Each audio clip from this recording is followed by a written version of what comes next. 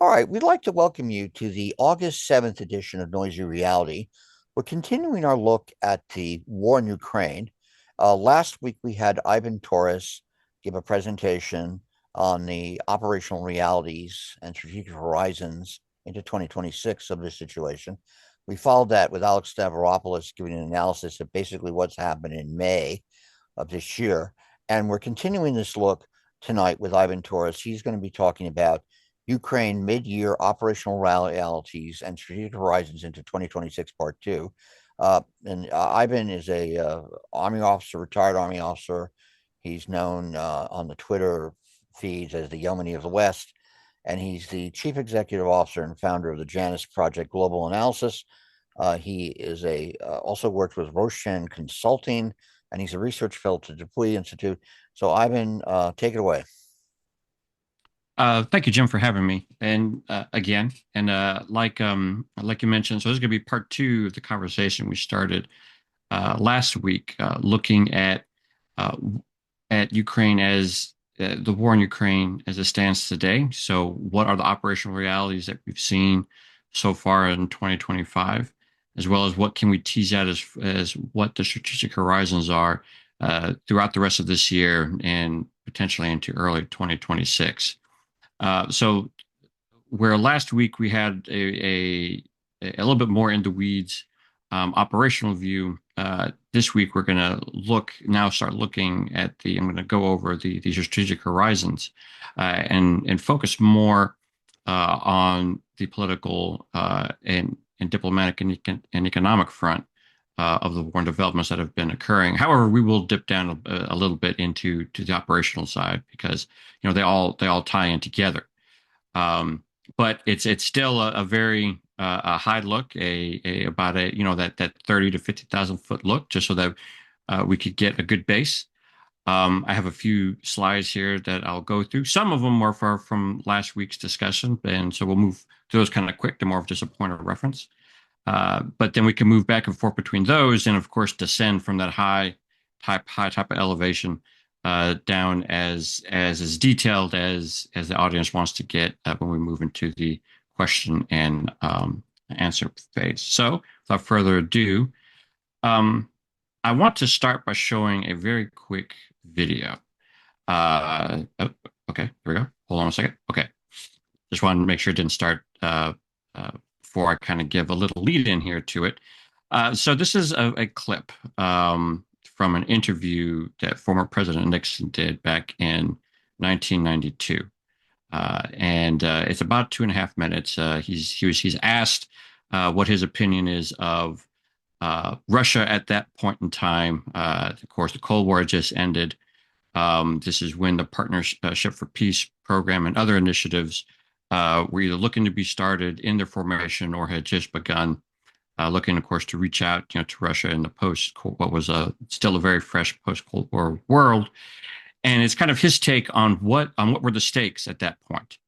And I think it'll start us off very nicely going into what we're going to talk about tonight, as well as it keeps him with the theme that I've been trying to have for us here for these past two sessions on that. Really, right now, if we were to boil down the situation in Ukraine to a single word, that's crossroads.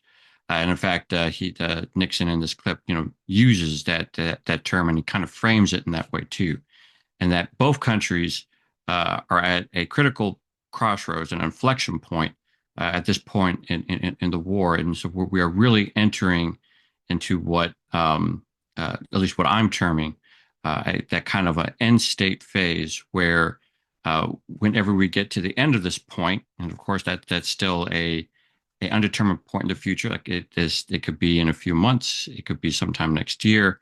But when we pass through this current crucible of this crossroads phase, we'll probably have a better understanding of the final trajectory that the conflict will take place, and then how, of course, it will shape the post-war environment, and it'll end one way or the other. In my assessment, it's not going to be a gray area. It's not going to be a frozen conflict.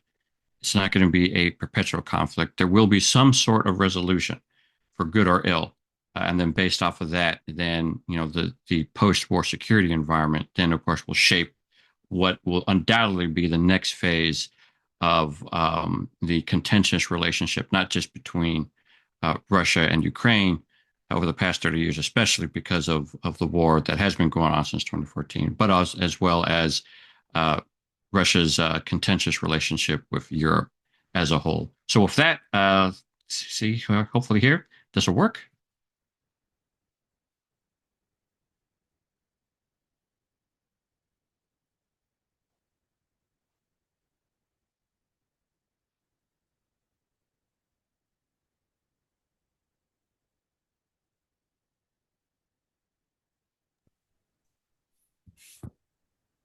Was it frozen? So I see it's not playing on your side. Let me try it again. Yeah, And sure. if not, then I'll just move to the next slide, which has the high points from this clip. All right. So I'll try again. Huh.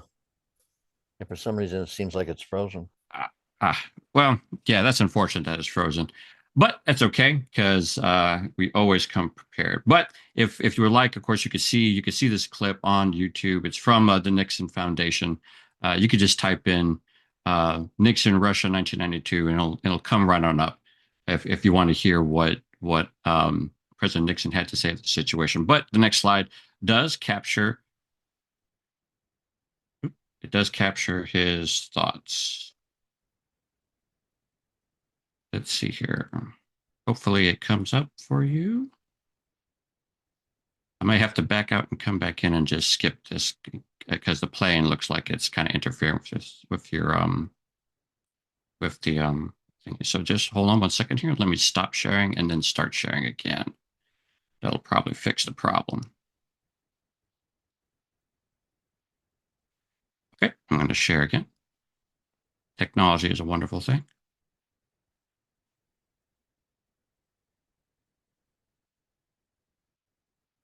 Okay, good.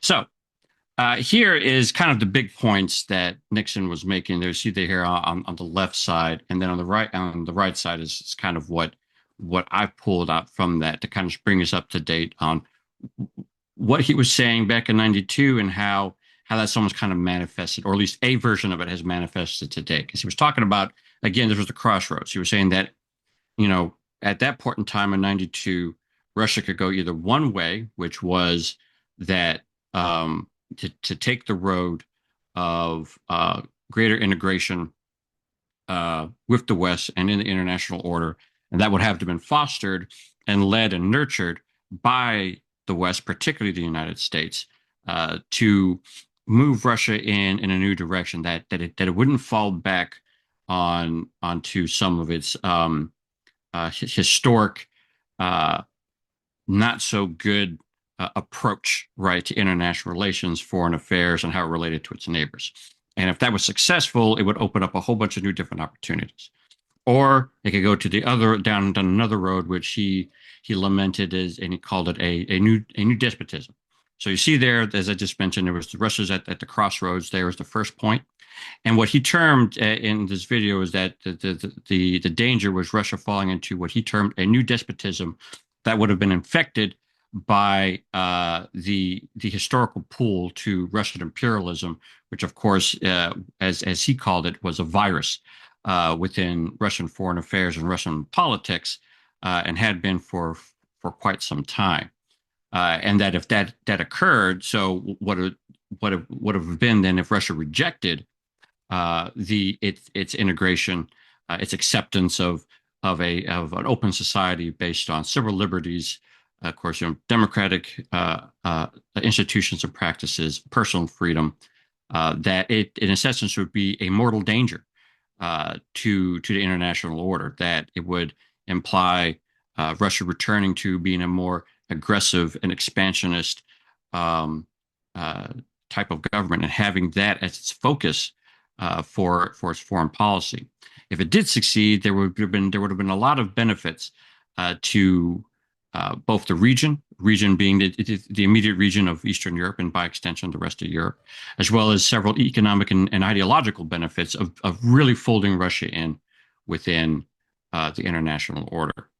But it was imperative. It was a strategic imperative for the West to have that type of positive engagement, to have that type of pragmatic realism, and that balancing of idealism and power politics to ensure that the half victory, quote unquote, right, so to speak, coming out of the Cold War was complete, which would have then which relied on that integration of course all of Eastern Europe, all the former Warsaw Pact and Soviet sphere, but of course the big uh, the primary individual, the primary country that rested upon uh, would have been Russia, and building positive relations with the Russian Federation.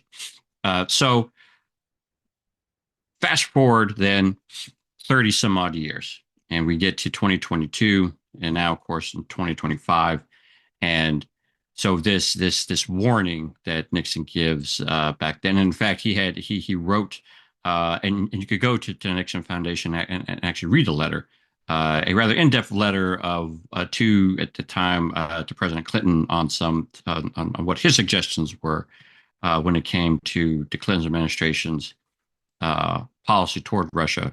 And I guess that history has shown what was done and what wasn't done, right? So as I said, moving forward, it seems that fear that Nixon had of the creation or of Russia falling back upon this new type of despotism, that he called it, infected by Russian imperialism, is what actually has taken hold in Putin's Russia, right? So we do have the Russian Federation is very much uh, a state in which Putin has and by extension too, right, all the other levers of national power, and of course the oligarchs who, along with the Kremlin, control, for lack of a better term, or using an older term, those commanding heights of national power. They've consolidated that power, and based a to create a new sense, or a new idea, a ideological center, so to speak, for the Russian people, some type of ideology to wrap themselves around, known as the Russian world. This is, of course, not a new concept. It's a very old concept, but it was a revived concept coming out of the post Cold War era. It is, to replace what the Marxist-Leninist ideology that was, the glue, at least the political and ideological glue that held the Soviet Union and the Warsaw Pact together.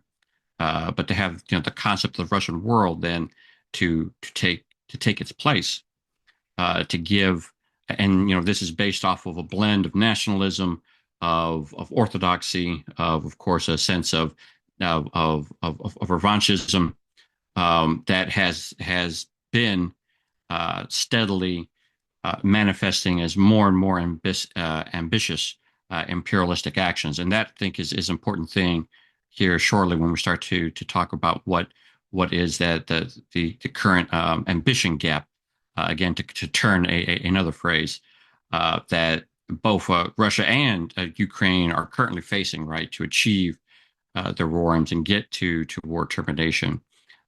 But for Russia, they've been increasing over time, which then starts to make the ability to have some type of meaningful engagement, or negotiation, or positive relationship with the Russian Federation extremely difficult. And now, in the current state of both geopolitics and the security environment in Eastern Europe, particularly with Ukraine, it's almost intractable.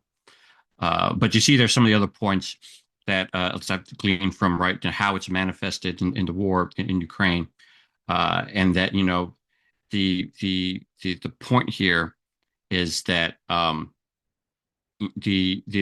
view, the almost worldview that the current, or the Kremlin currently has, and definitely the Putin has, and the policies that they are seeking to implement, all align with the concept of fear that Nixon was talking about, of what is dangerous now is a Russian government that looks at the West as still its mortal enemy, right? That freedom and democracy and free markets and so forth didn't work here, so why should they, continue to attempt to pursue that?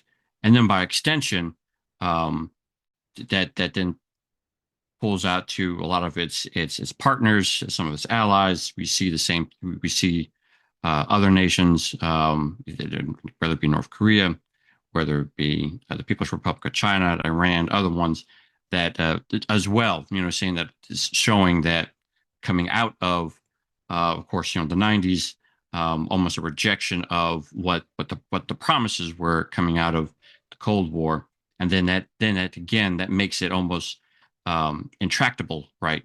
To try to find some type of middle ground to stem the tide of imperial ambition or expansionism. So I mention all this because this is really at the center of the problem that currently exists, and I think that we really, not that of course we agree with any of this, right, of this worldview, but I think it's important to understand how the Russians are seeing things, because definitely as now we're in again, as I mentioned, this crossroads of where where there is a greater sense of a need for diplomatic engagement and to find a diplomatic solution before definitely a military solution that's unfavorable to Ukraine and the West becomes a reality to the point where then Russia can potentially dictate terms. Of course, that's the worst case scenario. I'm not saying that that's what's going to happen, but that being the worst case scenario, that's something that the West has to address. Um, we're not going to get there, and and policymakers won't get there if we're not at least trying to see why and how it's at least has been since the Trump administration came in and there was a shift to more diplomatic engagement, why still it really hasn't gotten anywhere. Um, so that's really what I think, the takeaway is here, that of course that this is a much longer and deeper issue and problem. The Russians then say it themselves. They keep on talking about having to resolve the root causes of the conflict, which is could for many that's a vague concept. But what do you mean? And then they go all the way back to this point in time, which I think is confuses people. I think they see it as trying to avoid coming to some type of settlement or not being interested in one. But it all ties into how they are viewing this, and what they're really trying to achieve with the current conflict in Ukraine just being one step of a much larger approach that they're taking to, as they see it, to right historical wrongs. I mean, this is how they see things, how they view it, and which is at the crux of the diplomatic issue. So that said, just brings us back. We saw this last time, so I'm not going to go over it again, but just to mention that this brings us back to where we started last time, right? So war aims versus war termination. The aims have not changed so far for either side since 2014. So then, how do we get to a point where both sides can reach a resolution that is acceptable, to them, short of a outright military defeat for Ukraine, and on the flip side of that, of course, would be victory for a military victory for Russia, because that's the last thing that is not the end game, the end state that definitely Ukraine doesn't want, obviously, as well as the West. So that said, I just wanted to kind of just do a check-in real quick on what the war aims are and what are the key points on those aims for reaching termination, based on what has been stated by Zelensky and Ukrainian government. Same thing with what's been stated by Putin and what's come out of the Kremlin.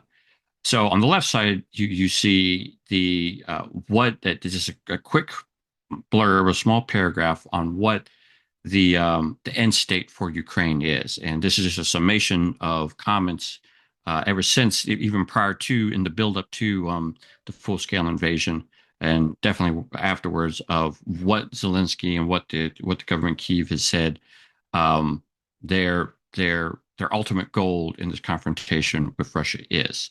Now, but right below that is the victory plan that Zelensky had detailed about a month after the Kursk operation started last year in August of 2024. And then off then to the right there are some of the one you see just what Zelensky has stressed definitely as far as the key points to that need to be established for negotiations to be a success. And then I have some color bubbles by each of the numbers on both sides of just what my assessment is on where we stand on those. So red being that is right now not even being considered as being part of something to that either a achievable or that would really be something that could be negotiated out, but it's still, of course, an aim. Then the yellow or amber color, that there's some movement on it, trending toward maybe being able to fulfill it, but still, it's something that's being worked on. The orange, something that's at least being talked about, but really not being worked on, kind of, sort of, maybe, but only vaguely being talked about. And we see no green. Green would mean that that's something that's been achieved. So just looking real quick over at the war termination criteria, right? So that minimum balance, or that baseline or minimum line that at least Kyiv has mentioned as being essential for it to reach some type of conclusion. There's really only two that so far of those four that have at least kind of sort of been talked about, especially and or movements been made on. But at least as far as the context of it, not to the full degree of what Ukraine would want. Those two things are 3 and 4, which is the security guarantees. There has been more talk about the concept of an assurance force, of regardless how this ends up, Europe would be at the very least, European nations would be willing to enter into some type of security agreement uh, for Ukraine. And then, as far as the all for all prisoner and civilian exchange goes, that's something that both sides have been engaging in, uh, and that has definitely increased this year, but only for prisoners of war. We're not talking about civilians, and in civilians, what Ukraine is really talking about is, of course, children. Um, the children that were in eastern Ukraine and other parts of Ukraine that fell under Russian occupation that are known to have been moved and displaced from Ukraine and sent to live with families in or throughout Russia, which is a very big point of contention for Ukraine. So overall, this, and then it just highlighted there the one Politico article, along with the big question is, so what or how is Ukraine diplomatically and or militarily achieving this? What are they doing at this point in to be able to achieve any of the points in their victory plan, or to move the needle to get to the point where at least a negotiating team can get some of those main points for war termination, all tied to back what their ultimate end state is. How close are they to doing that? And based on that is like, well, really, is Ukraine themselves ready to meet some type of or come to some type of diplomatic negotiation? And just based off of this, we see that, I mean, really, they're not. They've the issues that they're currently facing and what they're trying to achieve does not position them in a place where they're at just even breaking even, right, for a peace settlement, let alone coming out of it achieving any measure of their stated goals. And so, just real quick, just wanted to highlight one of the big ones that's part of. So like we just go real quick, just back to looking at the victory plan. So the two things that there has been some movement on, one of them being to strengthen Ukrainian defenses through rapid armament. So of course, there's been a lot of movement in right on recommitments or new commitments to defense contracts, to armament aid, to other type of military aid and assistance. With Ukraine, of course, being able to build out the defense industrial base to at least 40% of the armaments and equipments and so forth that they need to sustain themselves in the field. But the other one, of course, is that they have had positive movement on is strengthening and protecting their economic potential, and that's a key part of a being for Ukraine being able to retain any type of durable sovereignty in the post-war environment. However, of course, as we know, that itself has been very contentious, especially with the United States. There has been the signing between Washington and Kyiv of the investment fund, is what it is, of the partnership between both Ukrainian industry and American companies to come in and develop the rare earths and other raw materials within Ukraine, and then using that as a strategic fund, a reconstruction fund to further enhance the economic potential and independence of Ukraine within the territory, of course, that it does control. However, there's some sticking points to it. Of course, it is one of the big ones is, well, what about the what happens to those rare earths that are under areas that are under occupation? What happens if they remain under occupation? That's something we'll touch on here in just a bit too, or go into a little bit more here in just a bit. And then also not to mention that it's going to take time.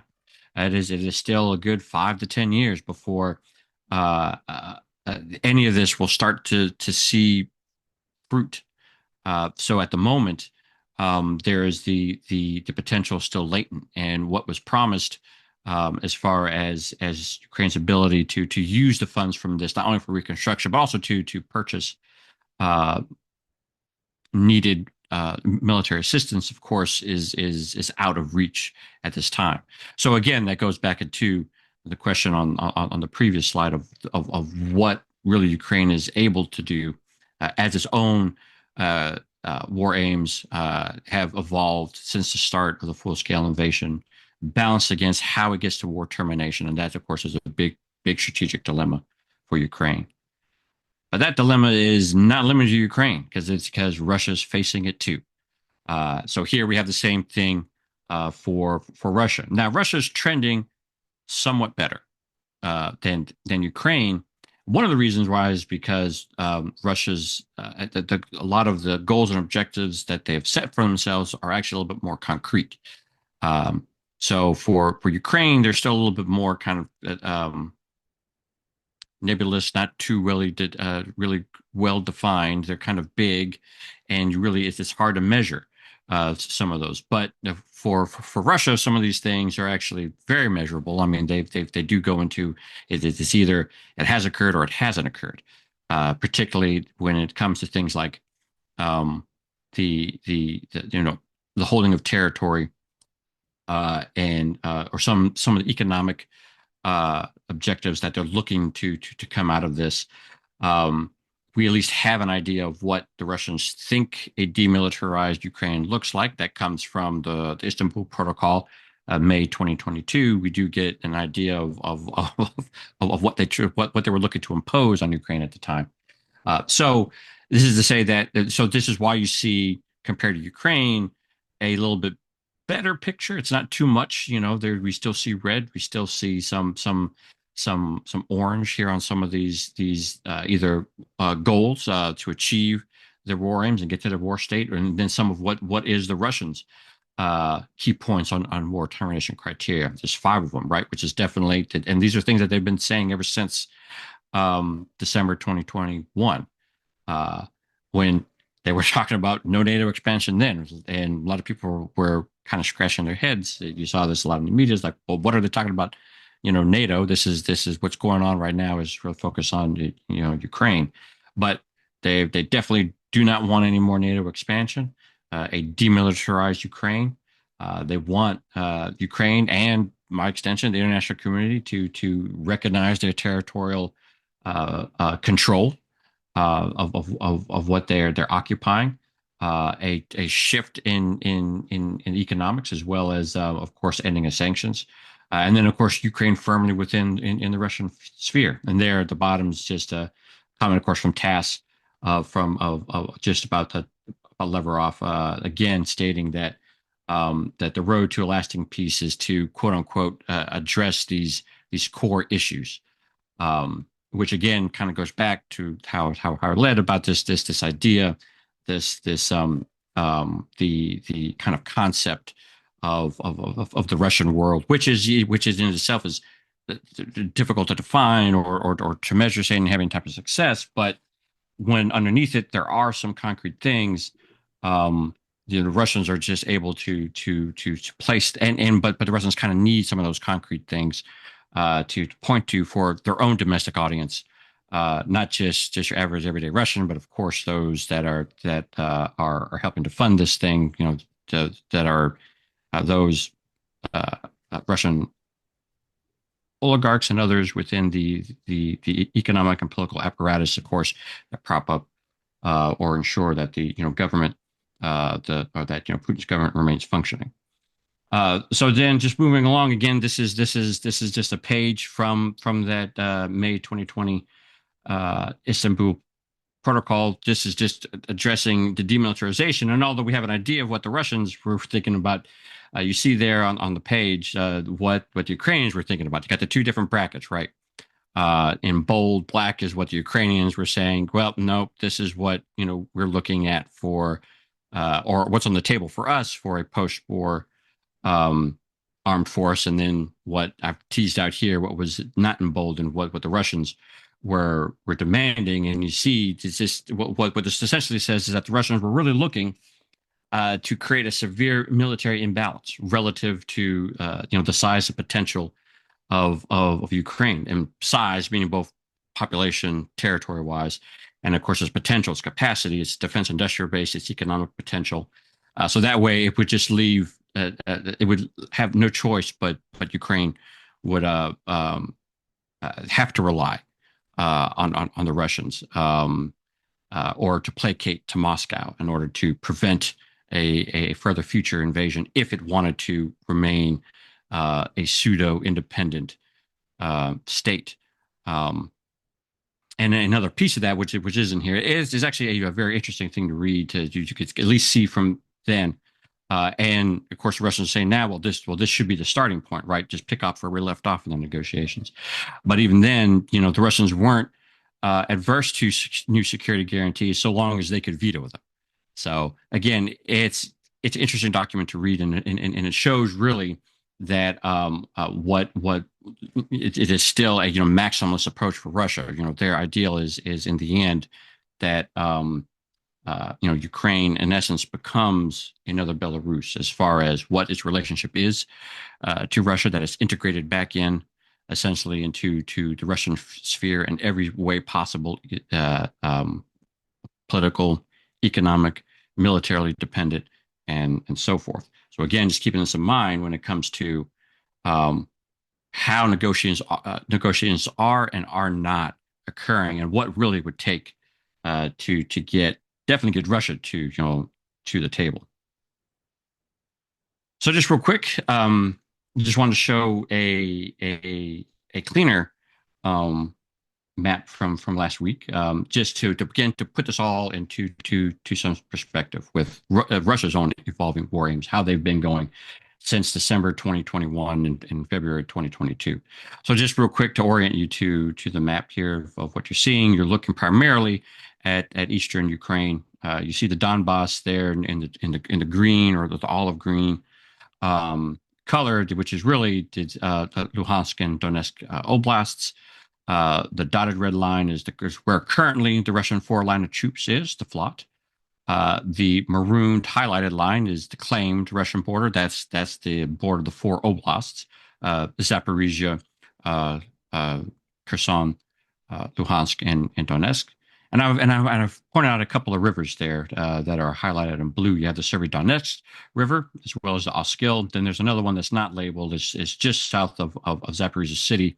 I believe it's the Corina River, but it's which is more than likely a intermediate objective for Russian forces that they seem to be moving. The latest over the past, let's say, 8 months or so, 9 months, their operations that they've been conducting down in Zaporizhia, well, not at the scale and scope as and other parts of the strategic front, but that does seem to be an objective for them, and it would actually just leave a small part of if the line if the line were to stop where it currently is, would leave only a small part of it without a natural barrier. The Russians are almost to have complete control along the right bank of the Oskil. The only reason I have the Donetsk River there is because they had up to that point, of course, right before the 2022 Kharkiv counteroffensive. And the other two things I've labeled there is what we've talked about in the past, just for reference, the Donbass industrial area and the Zhizivka gas field. And you see most of the Zhizivka gas field, about half of it's in Donetsk, and the other half is in Kharkiv, and that's again a very underdeveloped or a not developed shale gas field that could or that would have vast potential and economic benefit to whoever controls it. If the Russians can um, complete their conquest of Donetsk Oblast, there might be a possibility that they could potentially not, or they could potentially want to. I'll put it that way. Move from the Oskil to the Donetsk Oblast. So that kind of goes into some of what I had there on the right, where these ever expanding, evolving war aims on both sides, but definitely for the Russians. Into where when you look back in May 2022, they were really only looking at a recognition of Crimea being part of the Russian Federation and just a recognition by Ukraine of the Luhansk and Donetsk People's Republics essentially as Russian puppet states until, of course, they annexed them and then claimed the annexation of Zaporizhia and Kherson oblasts in September of 2022. And as recently earlier this year, the spring, when there was the first meeting between Russian and Ukrainian for some type of peace negotiation, right? This occurred in March, which of course they went nowhere on the way out. A member of the Russian delegation, said essentially said the next time that they meet that they're going to ask for 5 oblasts and not 4.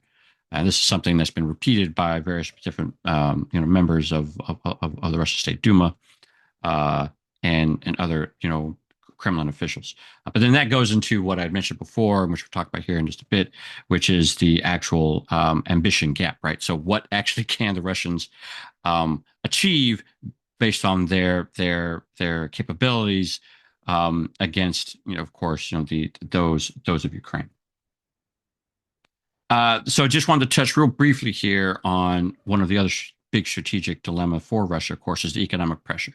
Now, we could probably have an entire other podcast just on the Russian economy. But just to kind of I just wanted to touch on it real quick, and we could definitely talk about it in the question and answer period. But just to mention that, although so here's just a couple of key points about the Russian economy as it stands today, as it stands here in 2025. Some of the although on the surface, if you were to look at just the numbers, the rate of growth that did occur over the past 2 years, of course, we see so far in 20, which was just at or slightly above 4%. This year, it's only projected to be at 1.75, which is, of course, a big drop off. But if you were to look at it, just the numbers, looking at the Russian economy, it would suggest that it's an economy on the rise. But below the surface, of course, it only appears that way because of the war, right? So there is this. It's inflated from the point of it relies on its war economy and its defense industrial base to keep it humming along as it has been. And although there is signs of the stress uh, and it slowing down, the Russians are trying to manage that slowdown. And through that management, but even with the stress and even with the managed slowdown of the Russian economy at this point, you're hard pressed to find an economist anywhere. I'd say worth their salt that does not agree that at least in the near term and potentially even in the midterm that the Russian economy can continue to sustain the uh, its war economy, so long as, of course, it stays within its current parameters. That a cost isn't raised on it or more pressure isn't put on it to the point where it's then going to skew those numbers and then send it potentially in a different direction to where we could look at the midterm. It wouldn't be able to sustain the war, and then maybe that short or that near term, or sorry, excuse me, yeah, the midterm, it potentially wouldn't be able to support it, and near term becomes questionable. Um, so that is something to keep in perspective as well. There's been, of course, there's many people that uh, uh, or there has been a lot of discussion or speculation that the Russian economy is bound to collapse, or it's been that's been discussed for quite some time now, and it's more resilient than some make it out to be, but it's not a super fortress, for lack of a better term, as other people might make it to be. It is vulnerable. It is under stress. It is being managed, and so far managed to the point where it can still finance the war and produce the materials needed to sustain the forces in the field, but the Russians themselves cannot deny, and they're not denying the pressure, the economic pressure that they're under. So that all brings us back to this point where really we started last week, right? So where really are we right now? As I mentioned at the beginning of last week's discussion, we're at a point where the Russians have had the operational momentum since October 2023. The Ukrainians do not have or have not shown the ability to wrestle that momentum away from the Russians and have the ability to fundamentally change the situation on the ground. Um, a year ago this month, there was the heralding of the Kursk offensive, and that it was going to change everything. It was a game changer. Then year later, that's obviously not the case. We could talk about the Kursk offensive if you would like to in the question and answer period, but um, I bring it up here to show that it's that Ukraine, unfortunately, has not been able to produce the same type of offensive or to generate the offensive momentum that they could sustain in more than one part of the front, like the Russians have been able to uh, to to fundamentally start to change the situation on the ground, to have tactical success that or have tactical victories, and that could lead to some operational success, where the Russians are able to or have been able to do that and do that more steadily and at a little bit larger scale as time has gone on. And currently, if I were to put it, we're in a in a third Russian strategic offensive that's really concentrated within central or Donetsk. Although there's a very important axis to the north in Kupiansk, which is under a similar situation of what's occurring right now in Pokrovsk, that's really going unnoticed and has been for a few months now. So there's a lot of pressure on the front at many different points for the Ukrainians that the Russians are looking to exploit. Um, the momentum they have so far this year is looking to that they will match, if not surpass, the momentum that they were able to uh, have last year, and then to make the gains that they need to make to steadily move them forward toward again being able to create the environment conditions to get them closer to that war termination threshold. So again, this is something we talked about last week, just to put in perspective of why and where the focus is of the current fighting. It's to complete the conquest of Donetsk Oblast for these reasons and reasons that we've gone on before or gone on in the past.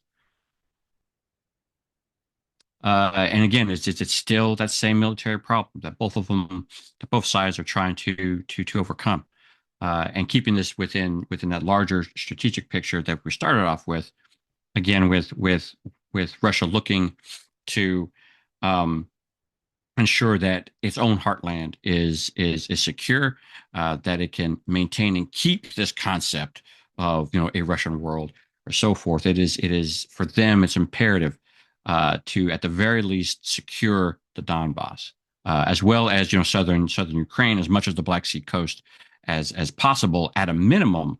Because historically in the past, when we go to the First World War, definitely the Russian Civil War and the Second World War, the Donbass was definitely used as a major base of operations in each of those wars, to eventually strike toward Moscow, and or of course deeper to some other, down into the Caucasus, some other areas of key political and industrial and economic importance, if not cultural in itself, in Russia.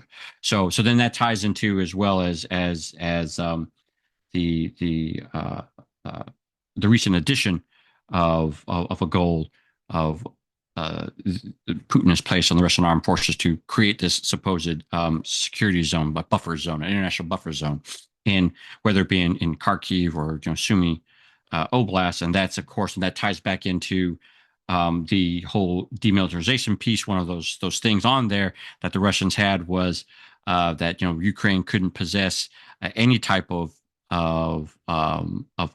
missile system that could range beyond 40 kilometers. So if you can't get that, at least that part in the final treaty, well, if either you control the ground or create some type of buffer zone, well, you could push that still back, right? And that goes into trying again to protect Moscow and the greater kind of for Russia, they're that core piece of the Russian Federation. And again, that goes into some of these feelings when you start to get into the whole concept of the Russian world and so forth. Some of the feelings of being vulnerable and open to foreign attack, from that perspective, from that worldview perspective. And then we also talked about this, right? Managing the fight, but where Russia looks to contain, Ukraine is trying to escalate as much as possible because they want to raise that cost, since they can't really change things on the ground, because of some of the hurdles that they have just not been able to overcome. The two big ones that I've talked about quite a lot, of course, is the manpower shortage, and then the issue with the command structure.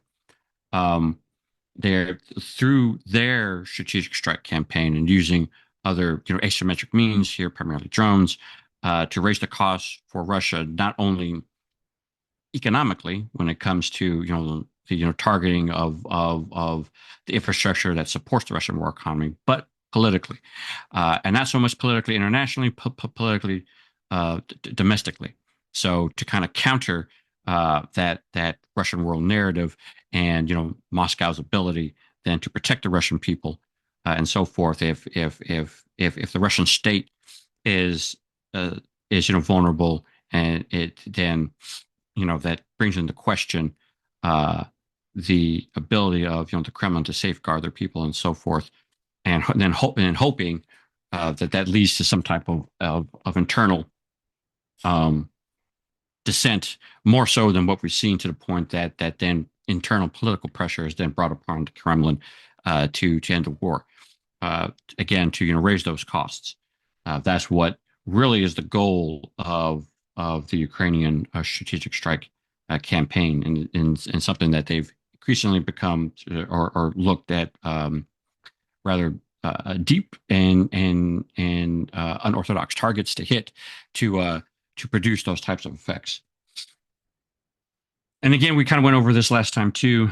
Just want to put it as a reminder of the attritional fight, which is occurring within uh, Ukraine at this time. And this is a very this is difficult for the Ukrainians to defend against. It's also um, a strain on Russia's natural resources, where they have been able to maintain the momentum, yes, and there is a commitment to continue along this operational line, this operational approach. It's been effective. It's working for for the Russians, but still, just to put this into perspective of the cost and the commitment that's currently being metered out by both sides. This is hard to actually disengage from. And when you see it producing results, then you do not have you don't have an incentive when someone's trying to come from another angle of national power. Here, you're talking more so on the diplomatic side, and then even on an economic side as well.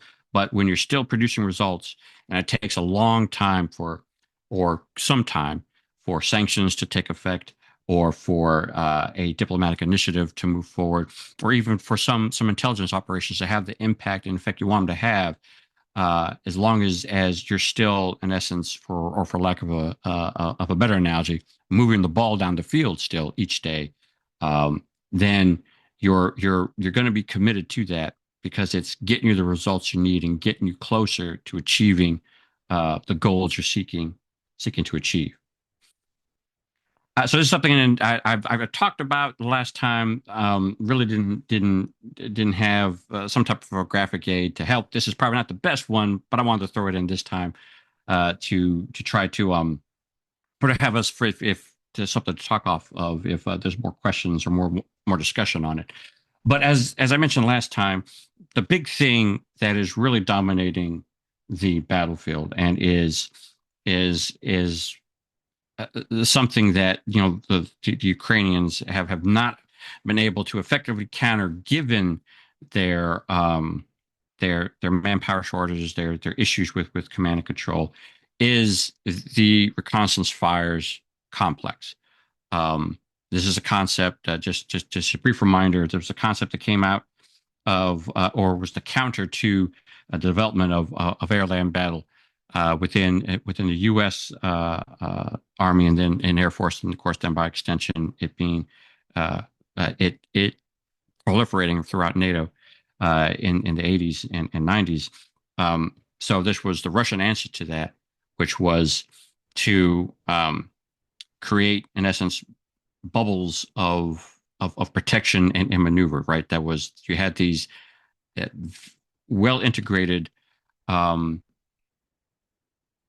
coordination between your artillery fires with your manned reconnaissance, what would be unmanned reconnaissance with your EW systems, that's electronic warfare, with your command and control systems, to where you can have the shortest period of time possible. Originally, it was conceived just a couple of minutes to be able to bring massed fires through various different weapon systems. Like I said, artilleries, uh, close air support, um, UAVs. It was a little bit more in its infant stage at the time, right? But then to dominate your opponent, prevent them from being able to maneuver, to open up greater maneuver space for yourself, then to close with, and of course destroy the enemy, to make the type of breakthroughs you needed, so then that your operational maneuver groups, which are larger armored formations, can rapidly move through and punch through breakthroughs and gaps in defensive lines that were made. You could get into the deep areas. At the same time, you're also conducting these strikes into deep rear security areas, onto logistical centers, onto command and control centers, and so forth. And at both horizontally and vertically, you are essentially suppressing your opponent in every way, shape, form possible, right, to allow you to maneuver and then to neutralize and deny them the ability to maneuver on you. Well, of course, this was a Soviet concept, and after the Cold War, it was found further development in both the Russian army as well as the Ukrainian. So we have two reconnaissance strikes and reconnaissance fires complexes. Fires is more the operational and tactical level, while your strike is more at the strategic level. There, you're talking about uh, ballistic missiles, strategic bombers also added into all of this. Um, so so there's these two competing systems that are just saturating the battlefield, and now we're adding in to where before here in this diagram you see which is the red icons that look like little helicopter propellers. Those are drones, right? And this is a actually, and then for context, this is a diagram from the early 2000s actually. Well, now multiply those red icons there, those drones, probably by 10. And we have a better picture of what the drone, just how much the drones are integrated within this fire complex, right? And then add now in AI with even further enhanced EW. And so now you could kind of start and then layer this too, then on the difficult terrain, the urban terrain, the very restrictive terrain of the Donbass. And you can see where maneuver is um, goes at the speed of a dismounted infantryman, just because it is a very difficult environment to move in with this type of system that you're fighting through. And again, here there's just showing the how that impacts momentum, daily momentum. Uh, and even though we're measuring it in small amounts, it's where it's occurring, which is important. Uh, but then also too, when you look at the balance between, you know, the Russian ground forces, Ukrainian ground forces, it just like there is the huge disparity in um, the manpower issue, and then of course in Russia being able to have dominance just because through various different weapon systems, whether it be armored forces, whether it be drones now, whether it be field artillery or so forth. That disparity, you also have the disparity here, as you see, and then because that all translates into your ability to bring that together and create the operational um, momentum and keep that as you need it. And it's just a difference between night and day of what the Ukrainians are able to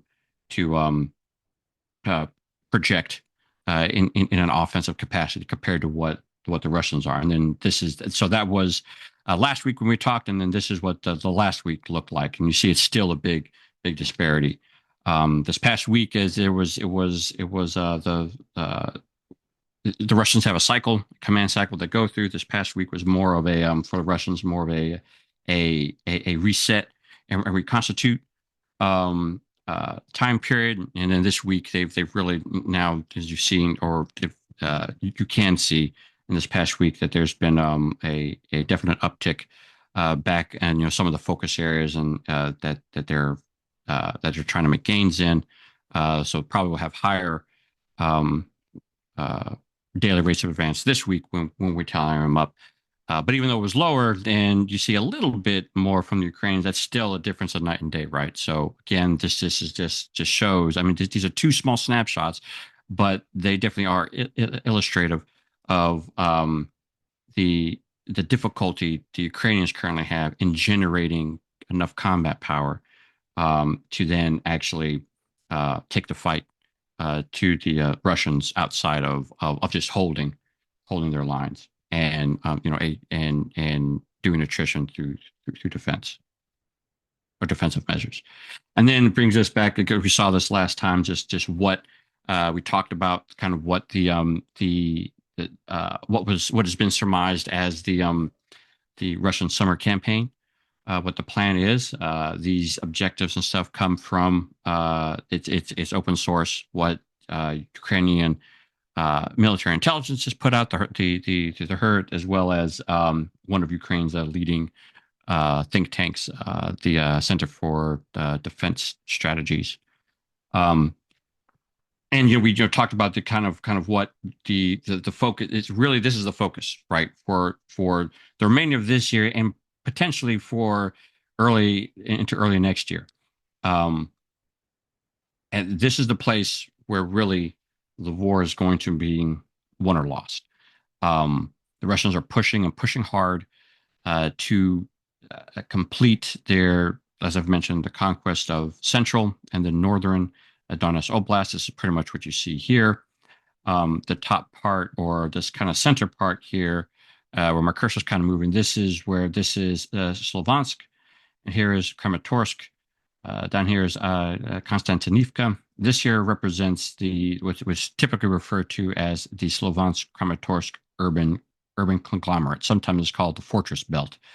So this is the area of the most densest fortifications in Donetsk. It is the political and economic heartland for Donetsk Oblast, as well as the last part of the Donbass industrial zone, and somewhat stretching here to a subverse of that's not under Russian control. And then all here too is the gas field I was mentioning. Then of course that stretches here going this way. Here's a zoom. This is going back into Kharkiv Oblast. Up here to the north is the rest of northern Donetsk. It's a little bit of Luhansk Oblast, and then all this down here is still Donetsk. But going to the south here is then where you would get into Zaporizhia. So here in Pokrovsk, of course, the Russians have made um, a lot of gains the past 2 weeks. This area is definitely under extreme stress.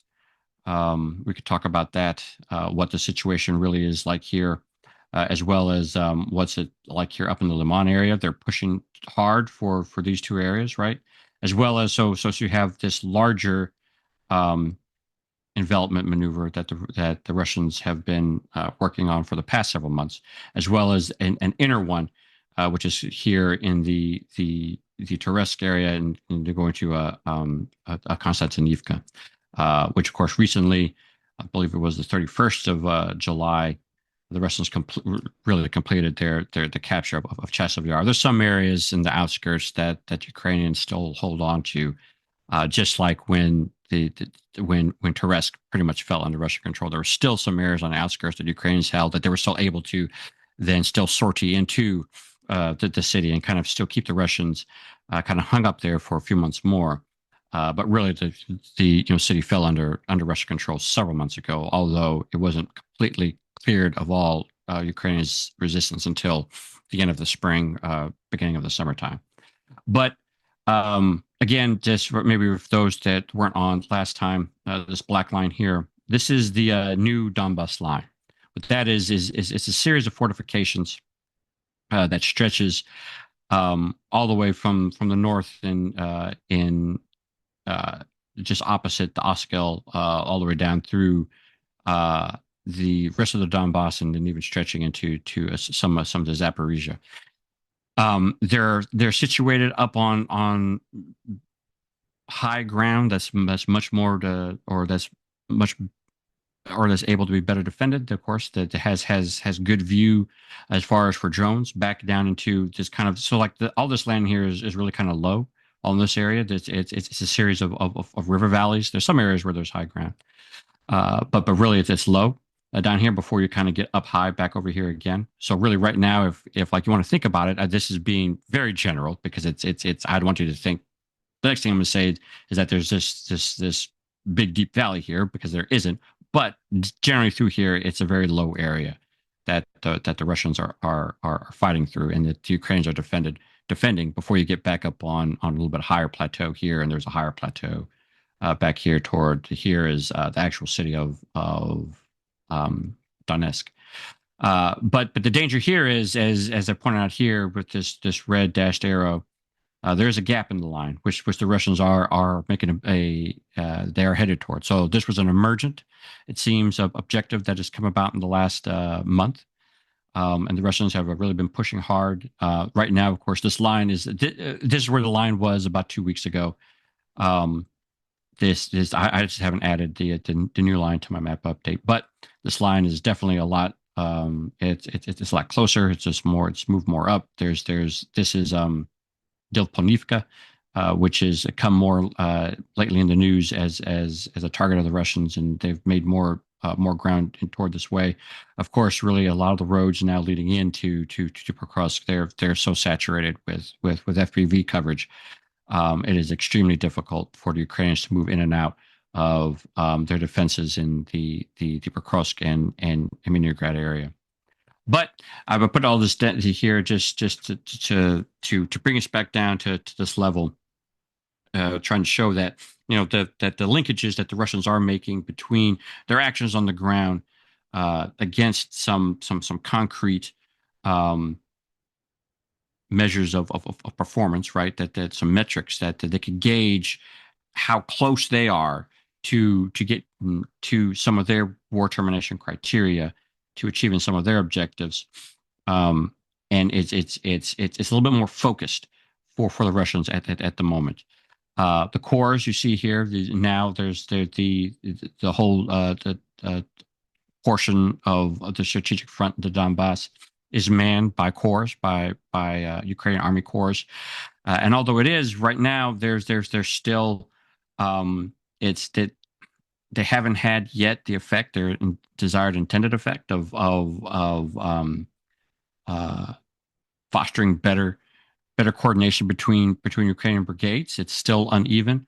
There's banning issues even within these core staffs. But right now, the third corps up here in the north, in the that's operating in the essentially what's the Liman area, they're being very effective at trying to contain the Russians here in this area.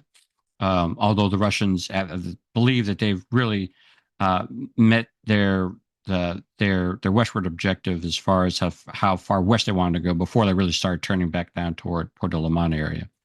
But that's not to downplay the good work that the Ukrainian Third Corps has been doing in this area. Same thing with the Ukrainian 20th Corps, all the way down here in the south.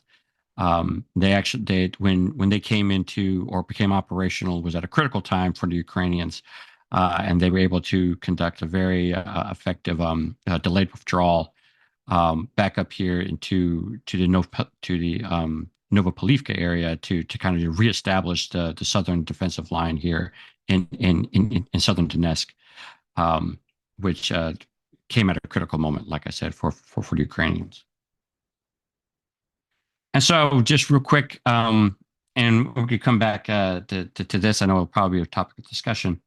Is of course the strategic strike campaign. So this is a snapshot from the dashboard over at AC LED.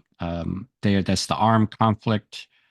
I forget what the L stands for, and the E. But in essence, what if you're not familiar with them, they are they've been around for about 20 years or so. They are a conflict data research group.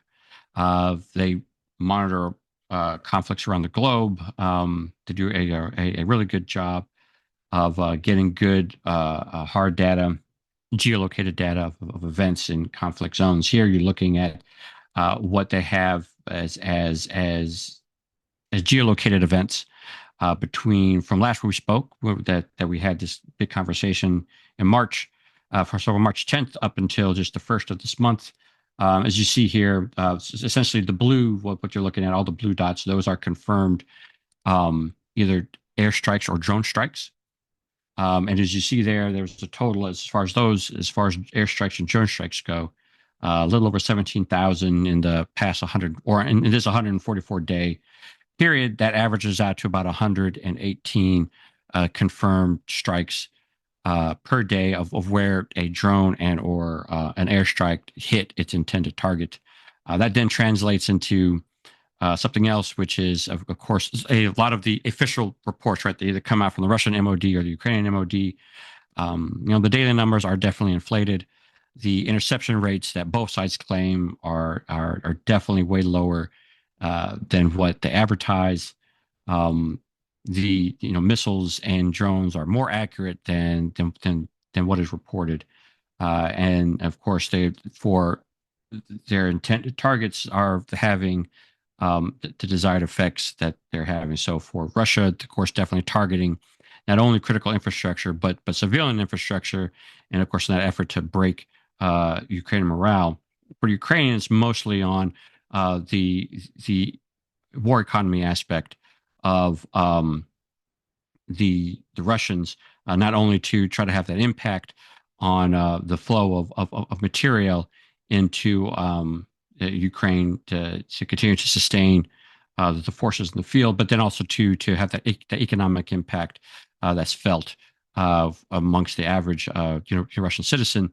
And if you've been keeping up with some of that, there's definitely been a shift the past few months of where your average Russian citizen is feeling more of the pinch, not just from, of course, the stress that's caused or that has been being caused on the Russian economy, but the impact of some of these strikes, particularly against in the energy uh, industry, of course, those long term or those the impacts that take some time to take effect, but then they do when we see it in rising food prices and other daily goods now having an effect. And then you even see that a lot of that coming out in Russian state newspapers about the impact and the dissent growing around some of those some of those issues. That's not to say you're going to see people out in the streets protesting because that's not going to happen. But neither two can ignore the impact that it is having on the people. And that is something that is on the Kremlin's mind. The last thing they want is, of course, any internal internal dissent and or questioning of the stated trajectory of Russian foreign policy. So that takes us here to the last thing I have for y'all, which is, so where does that leave us? Where are we right now, and what are things looking like for the rest of this year, potentially in the early next year? So really, right now we're at a strategic impasse phase. Definitely we're in a war of exhaustion. You hear a lot of people call it a war of attrition. I have some I push back on that on grounds of just theory and so forth, and because I think it is just proper that we label or language matters, right? So I think using the right terms for the right situation is it actually brings clarity to what's going on. And when we look at types of war and warfare, really what we're talking about is a war of exhaustion because attrition is just that's part of combat. That's part of war. That's what you do. That's the point of combat, to attrit. But war of exhaustion is bigger. It's more holistic, right? It's a dedicated approach to using certain tools of military power, attrition, of course, being one of them, not just at a tactical level, but at an operational level, then to get you that exhaustion at the strategic level, right? To where you're trying to grind and wear down your adversary so they eventually uh, acquiesce or they're, coerced, compelled to accept what would be your demands. But there's a few important things to realize here, or to bring to forefront here. One is that so looking back or thinking back to the war aims, to those war termination criteria that we were looking at the very beginning of this. Uh, Bottom line is that for Ukraine to accept uh, Russia's terms to accept their demands, and then by extension, the U.S. and Europe, Russia really has to defeat Kiev militarily. That's just not, and that means that there has to be a clear defeat of the Ukrainian army in the field. And although there is the stress, as we see there, this was here on the left. You see, this is just a clip from a Washington Post article from a few days ago. Although there is that stress, there is the fatigue, there is the issues that the Ukrainian military is dealing with. Morale has not, although it's under stress, it hasn't broken. Um, and a lot still would have to occur for that to happen, to lead to an actual defeat in every sense of the term. Um, which then that translates into all things being equal, if nothing changes, although the Russian military, the Russian army still has momentum, They're on a trajectory to um, achieve most or partial of their goals for the summer campaign, which is just going to extend into the fall campaign. Um, they they themselves currently are probably not able to defeat uh, the the Ukrainians outright. Um, but then they really don't need to. The approach they're taking is working for them. So they themselves right now are not really looking for or and are not fighting to the point where they're looking to get a defeat in through their current military means. I think that they're looking a little bit large at looking at leveraging all the different levels of national power then to create the conditions for a for not so much a defeat of the Ukrainian military, but of the Ukrainian nation, if that makes sense. That might be hard to see the difference between the two, but I definitely think that's what they're thinking, and when you think about it, is definitely quite possible. Another thing to put to keep into perspective, when especially with a lot of recent things with the Trump administration, right, is that really still the Trump administration can only really influence Kyiv. Their ability to influence, Moscow really remains negligible, right? Moscow can still operate and act as a free, independent, actor, um, and is not yet in that position to where any type of pressure so far up to this point is able then to change that dynamic. In a few months that could change, but right now, if we're talking about today, that's of course not the case. So this leaves us, as I mentioned, at that impasse where essentially, Ukraine, they're not going to accept, Russia's demands, but they can't force them either to abandon the same demands. And then for Russia to achieve those goals, they're going to have to continue to burn through national resources, and that's just not equipment. That's also, financial. That's human capital. That's their workforce, and there's going to be a lot of consequences, for that post conflict. It just depends on how high that cost eventually in the end is going to be. Um, and then the other thing is that the West still, in all honesty, the West still remains politically impotent. Despite the rhetoric, despite the promises and assurances, the West, the United States, really is not doing anything too much differently than they've done so far, right? So then that leaves Ukraine in this position where by default it has to accept Russia's war of exhaustion. Russia has taken this op they switched to this operational approach after the Kherson and Kharkiv offensives as the way they saw now to achieve their goals to um, salvage what they had hoped to accomplish during that what I call the third phase, which was really just that special military operation that was supposed to be that rapid campaign, but of course turned now into this protracted war of exhaustion. But given these realities, Ukraine has to hold. They do not right now have the ability to conduct another Kursk type operation. Not right now. Um, they have to find a way to rebuild and reconstitute, their force. They have to restructure it. They have to try to improve its training pipeline. And you're not going to do that if you continue just to what offensive capability you do have.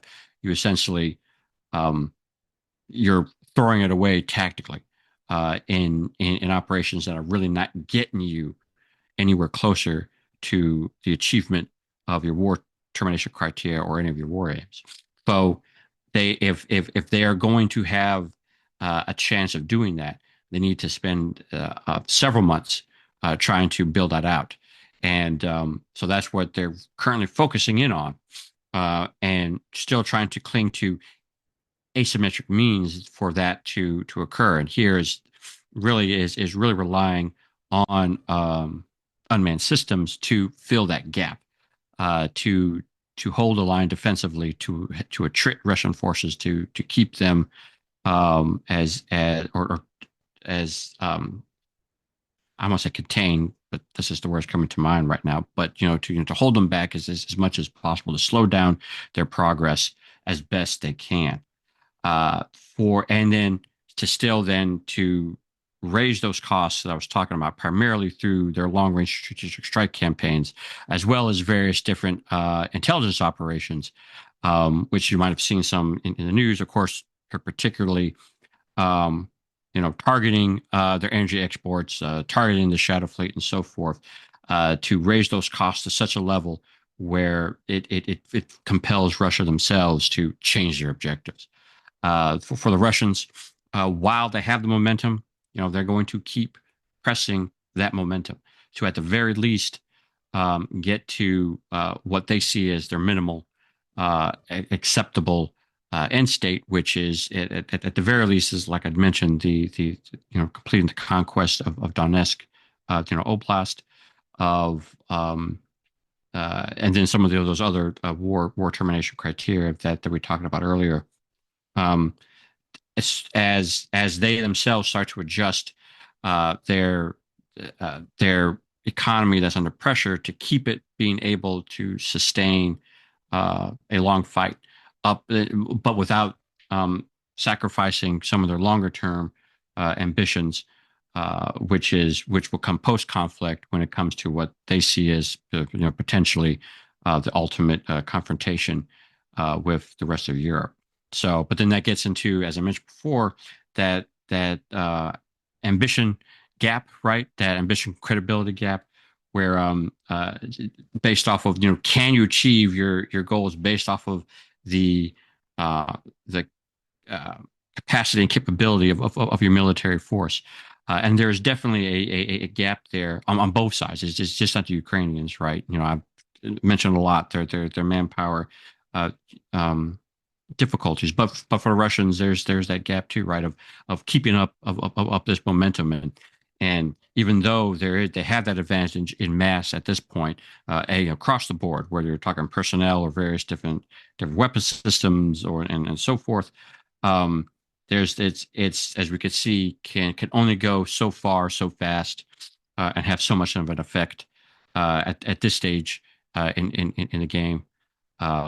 So how really how much can they achieve before they really need to come to that hard realization that they've gone as far as they can.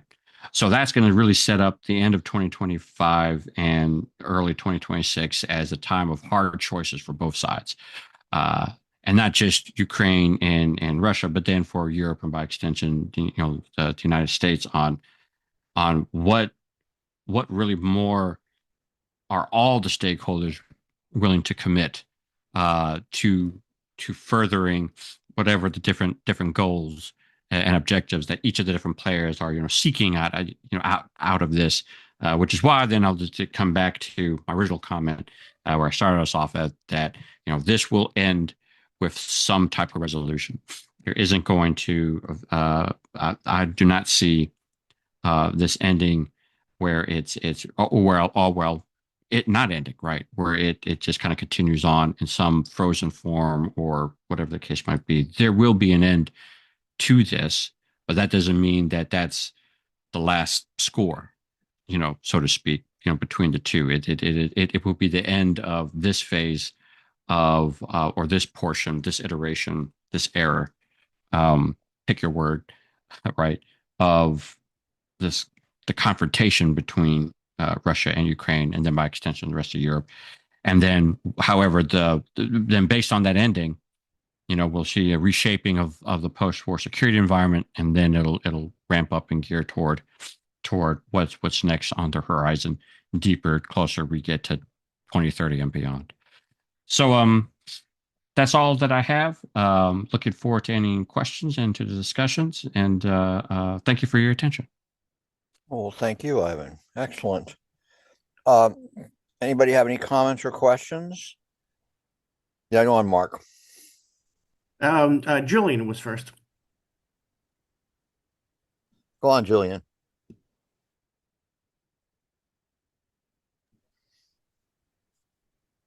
Oh, he went back on mute. Julian? Julian? All right, go on, Mark. We'll wait All for you. right. A quick one. A quick first question isn't don't the Russians have a victory goal of or a demand that Ukraine not join the EU? No, actually, they don't.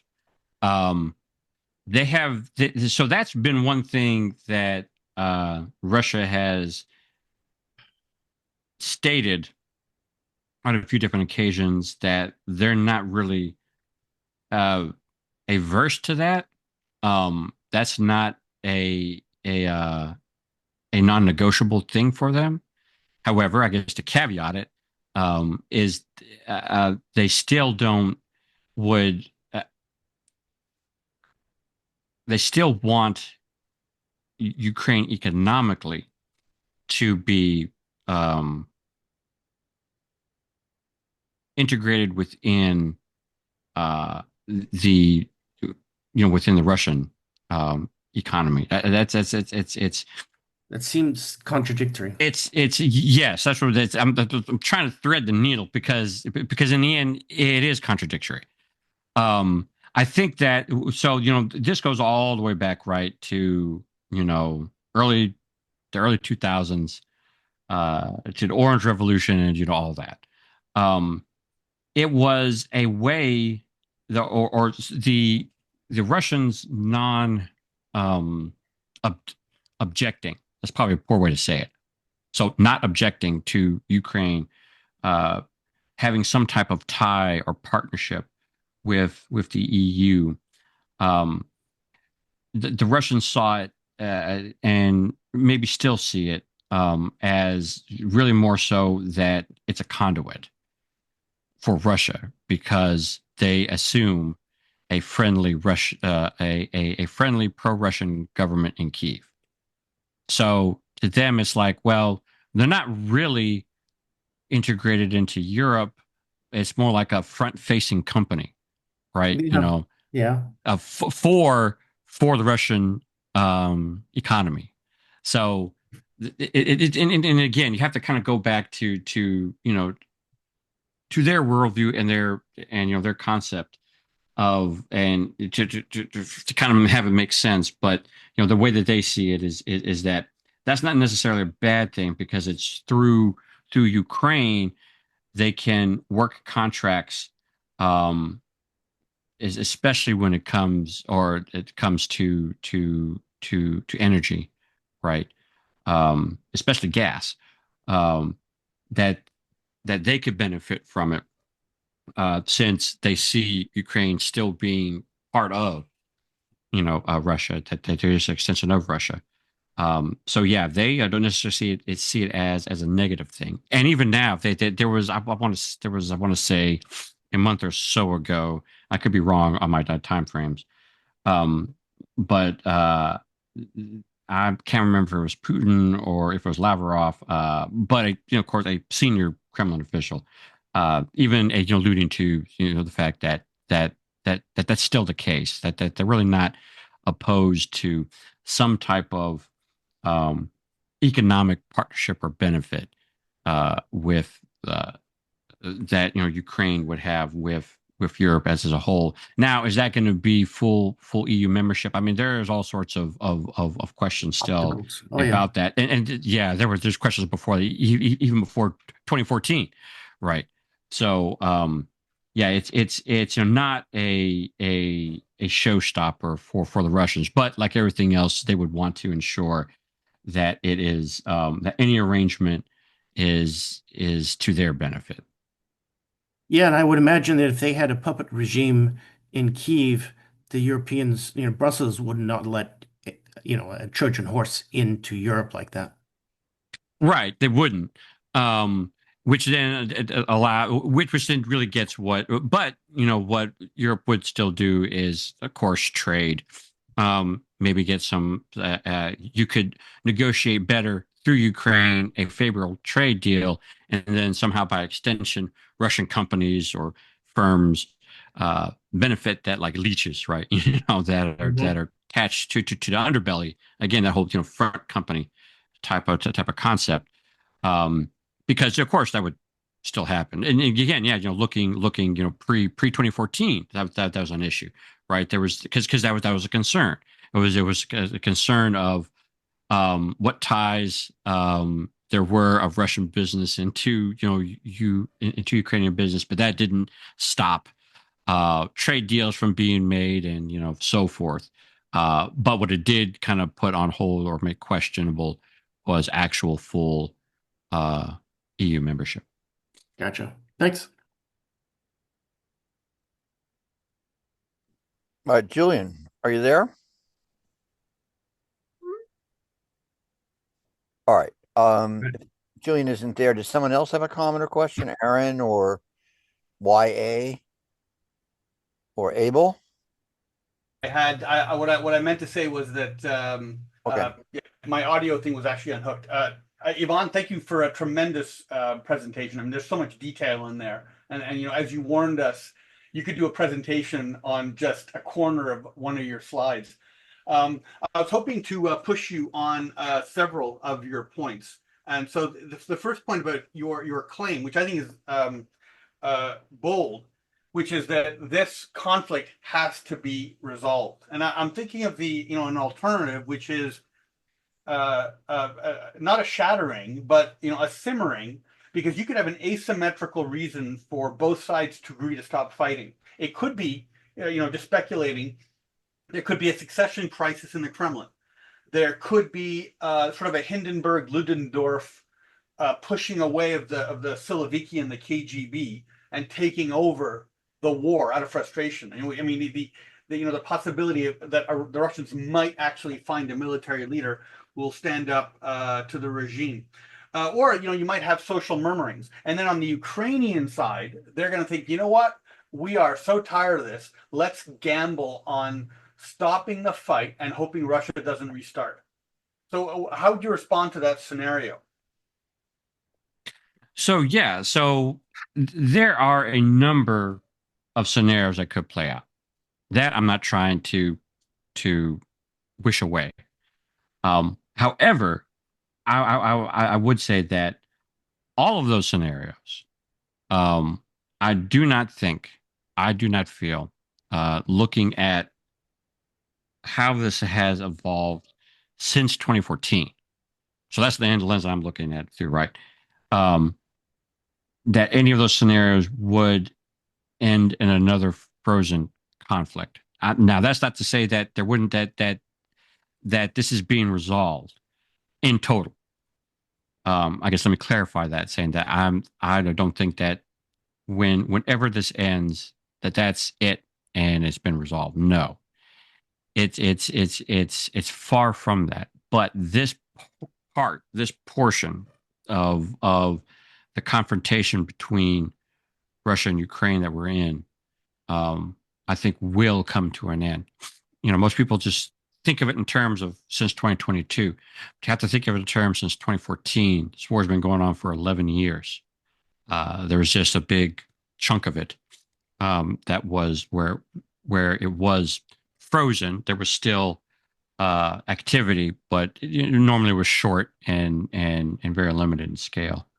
But I think that any one of those scenarios that you uh, just kind of postulated right there, the end result of that would mean that wherever that occurred, right, say something occurred of that magnitude, whether it's in Moscow or whether it's in Kiev, that given the pressures both sides are under at the moment, would lead to some type of unraveling to where the other side then could impose their will. And then, hence, by definition, you have an end. You have a victor. Uh, Maybe it's not everything.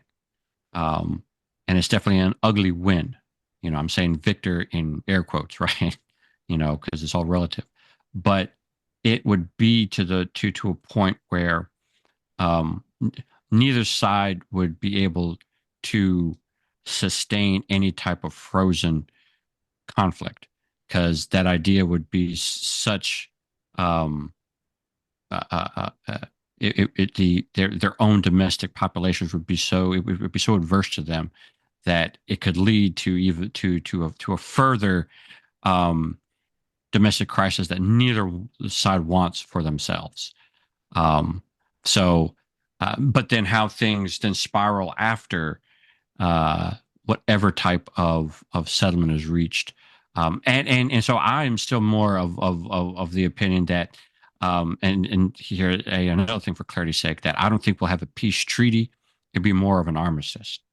Um, so an end, but not an end, you know.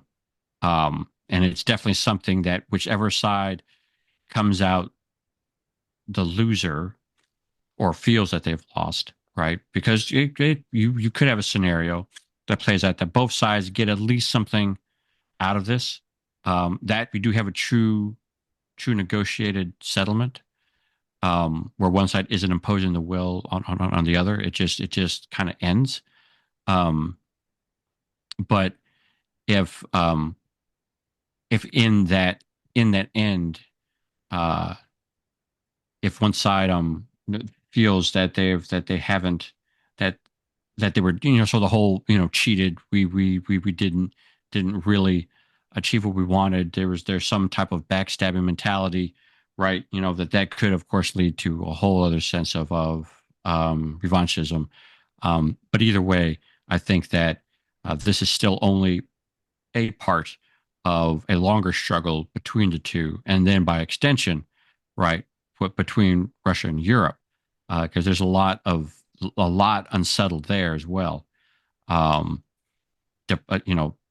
politically, economically, militarily, especially coming out of this, that it'll we there was still the potential for some future conflict to erupt. I'm not saying that a future conflict would erupt, but the ground would still, I think, be ripe for it. No, I think that's very insightful. I appreciate how Yamini of the West has, you've merged him with Clausewitz and his politics of the West. I mean, it's so important, especially when you have military influence on government. You have military influence on war termination as well, and so it's very important to link those two together. I saw a video on the Insight. It's a channel on YouTube where Ukrainian will review uploaded Russian videos. And what I found interesting was that the Russian soldier, it was posted this week, claimed that the what do you call it, the I'm not sure you call those Russian units that are held back to block Russian units from leaving the line. Blocking units. Yeah, blocking units. Thank you, Mark. The blocking units were using drones, and so a lot of the drones that the Russians are flying over their own troops, and the troops know this. And so, think of a certain percentage of the Russian war effort is against its own people. I mean, in the same sense that the Chinese are suspected to spend as much on domestic security as they do on the hardware for their external force. So I have a question with regard to drones, and you certainly mentioned in your presentation on their impact. We're not seeing a lot of Ukrainian artillery and heavy equipment destroyed, which makes me think that these drones either can't see or they can't reach very far, or they're relatively easy to take out, especially given the statistic you showed about the enormous number of these things being fired. And the second issue is doctrinal. We still have, or maybe it's the way the Ukrainians are declaring it, we have a colossal number of drones being fired against civilian targets, which to me indicates that it's not the Russian military targeting these things. It's someone higher up who's trying to appeal to what the Kremlin wants, as some sort of emotional attack on the Ukrainians. So I was wondering, could you speculate why? I mean, why we don't see that kind of Ukrainian equipment destruction? I mean, I can tell you my answer. My answer is the Monty Python skit, where the gentleman is hiding behind a bush. I mean, the water in the leaves of a bush, stops the electromagnetic waves of most modern tactical systems that try to detect targets. So could you speculate on my skepticism, or rather comment on my skepticism about the power of drones? Well, so and this you're just starting to see a little bit more and hear some more comments from people who've served in Ukraine or Ukrainian soldiers themselves about drones. Um, and for lack of a better term, or a better way to put it, I guess is probably a better way to say it. The consensus is, and this is even my personal consensus. So I'll even caveat saying that, although I try not to give myself confirmation bias, but I think it's interesting though, because I agree too that drones are overrated. And when I say that is that they're being pulled out and put out of their actual tactical uh, impact and concept. And you'll even hear, um, as I just mentioned, those who've served in Ukraine and or Ukrainians themselves mention the same thing. Um, so it's important to remember that that drones are part of a system. It's not the drone in and of itself, right? It's how it's being employed in the reconnaissance strike and reconnaissance fire complexes, as well as how now they're being used as part of maneuver elements, right? So, but of course, the drone is, it's new, it's different, and so it's going to get the attention. And I think that it's out. It's not placed in its proper context. Um, so that said, it takes about so just a few things about drones, and this is actual data from like the field. So it takes about to get a strike on something, right? You're gonna you need about at least five drones, right? So that's about your average ratio. So about 5 to 1, five to get to actually strike your target. Um, the field is saturated with all sorts of systems that enable drones and target them too, right? So everything from anti-drone drones, drones doing reconnaissance for other drones. So you get some type of strike on them, whether those strikes are by small arms, anti-drones, or some other means. As far as their impact on the battlefield, and then why. So you'll hear this too. You'll see this too. It's like, oh, there's not that much armored vehicles or whatever being destroyed now because everyone's run out. No, that's not the case. It's not true.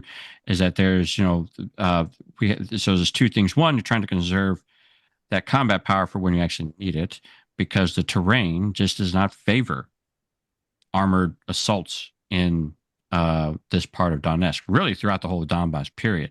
And you can find that going to from the first part of the war in 2014, before drones were all over the place. You could find that back in World War II and the Russian Civil War, all back to the First World War. This is a terrible place to do any type of maneuver, and it favors dismounted infantry, which is why that's the primary. And so then when you layer this highly complex, very well integrated, extremely responsive and aware fires and EW environment, to where your kill chain can be done in seconds, right?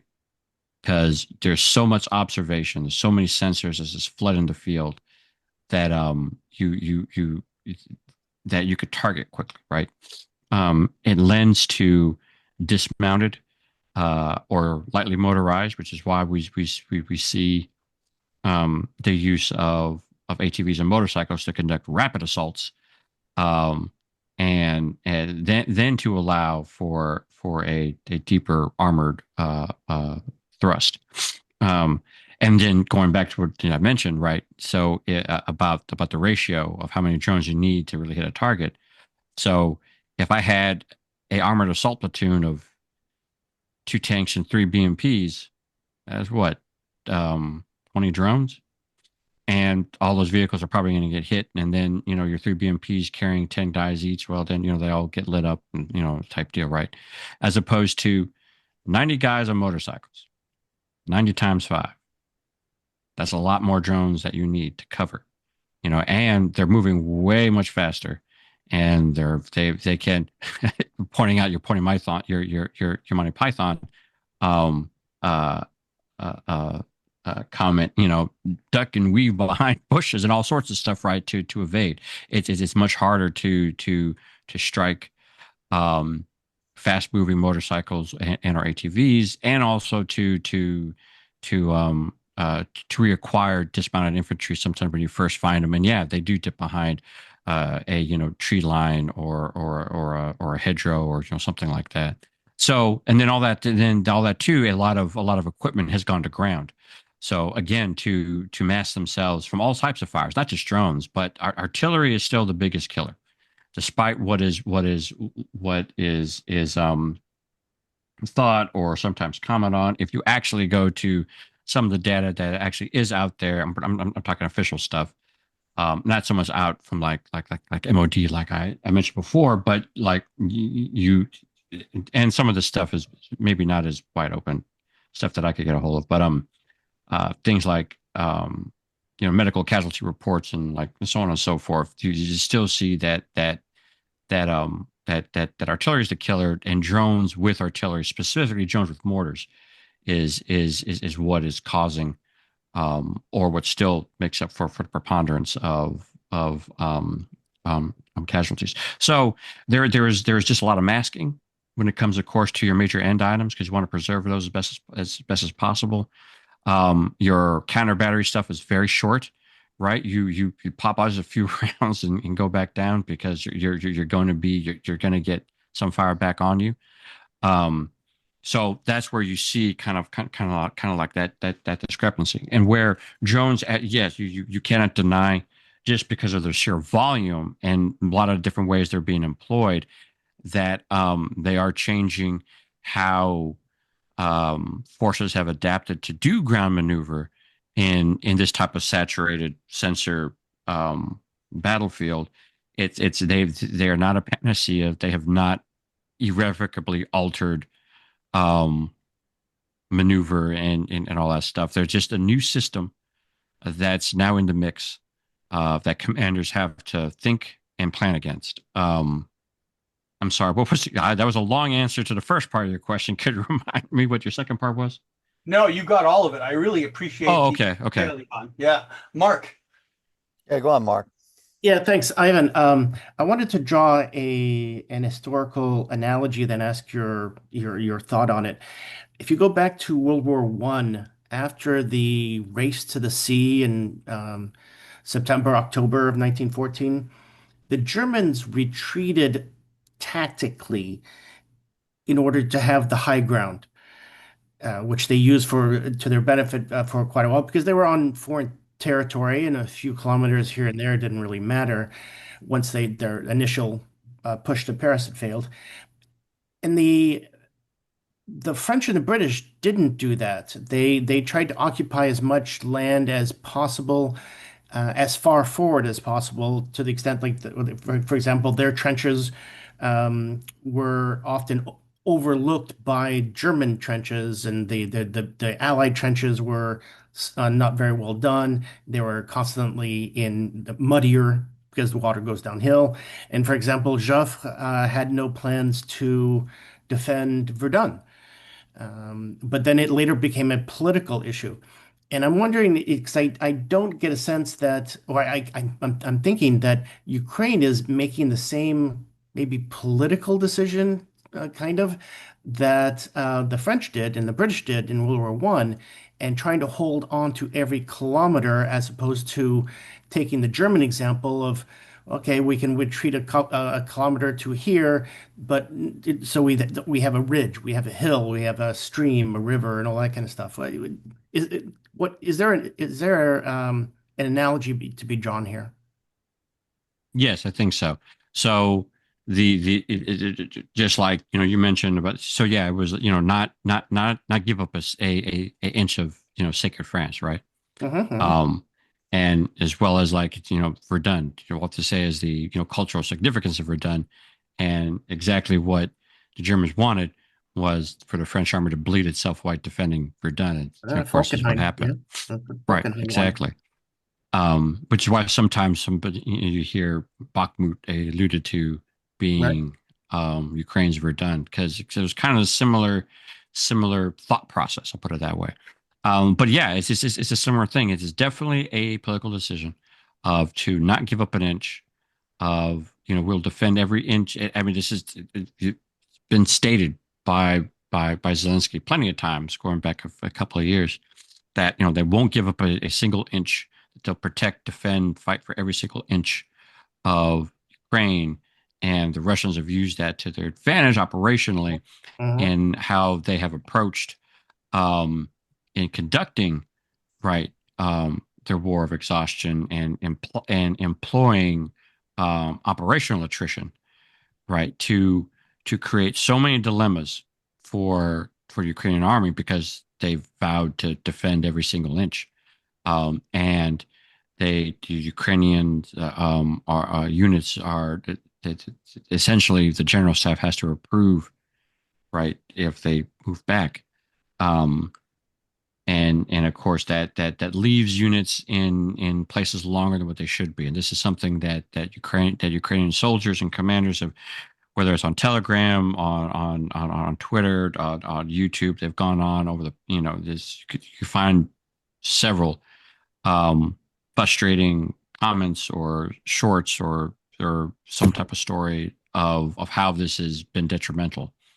Um, Mhm. and it definitely is right. It places it's placed Ukrainians units uh, in a position of relative tactical disadvantage at times, which leads into operational disadvantage and areas that should have long been abandoned for lines to be shortened, for logistics not to be jeopardized, to retain and preserve combat power, particularly people. Um, that the some units have been left in areas, forced to stay in areas for way too long, and then that gets you, or that has contributed to the issue uh, of the command and control issues, the of course the manpower issues, the Yeah. AWOL issues that plague the Ukrainian military and saps its potential when it has a much smaller pool of potential conscripts and recruits to pull from as opposed to the Russians. Yeah, it just seems like I can kind of understand the political side of it, but it's a militarily, it seems to me, particularly given the long nature or the long duration of this war, a very unwise thing to do, even with any sort of political benefits. They needed, this was it's a long marathon. They can't, I don't think they can afford to do this. Well, yeah, I mean, there's this is a almost a timeless issue, right? Of it's especially when you get into too protracted wars of balancing out military objectives with purely political objectives. You can have purely political objectives as part of a campaign.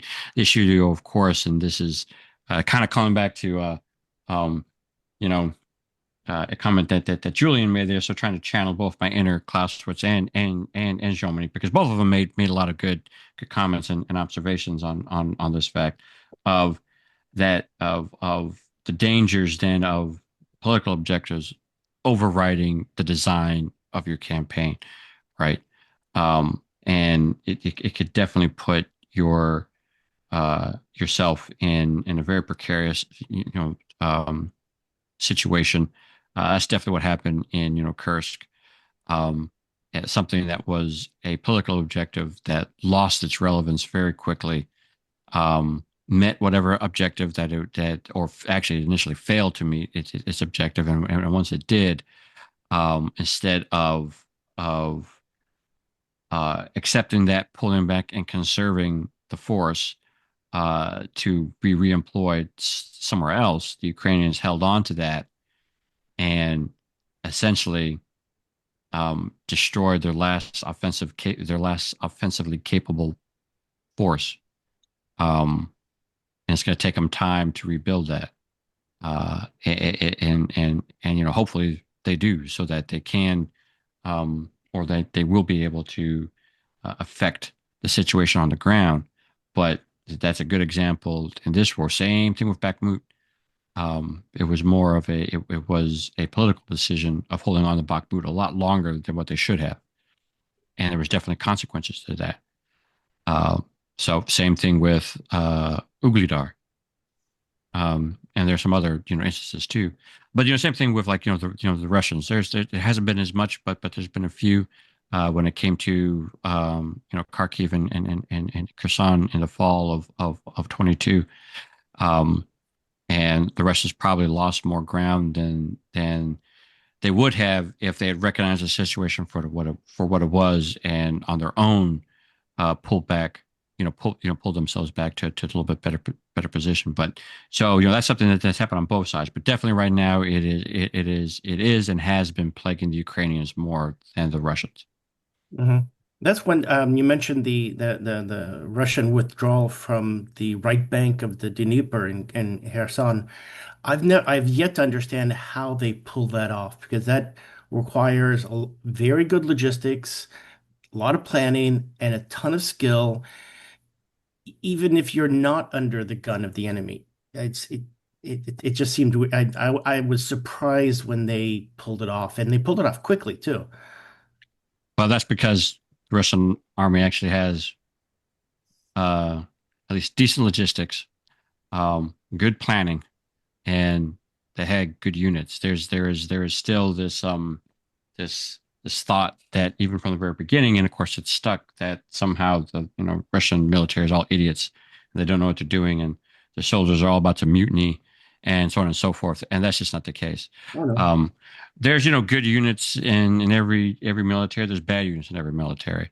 Um, no one is exempt from that. And you can find instances of very bad units and then try to make that, hey, this is what it's like. And, no, it's not.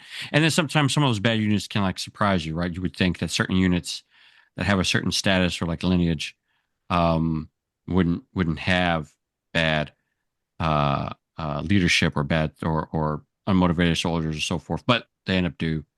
And, units you would not even fathom being, of that high caliber actually are. So, but yeah, in the case of then is yeah, they're able to execute that the way that they were was just because they were that was still when definitely too when the Russians and Ukrainians still had a more professional force. Remember that was still early in the war.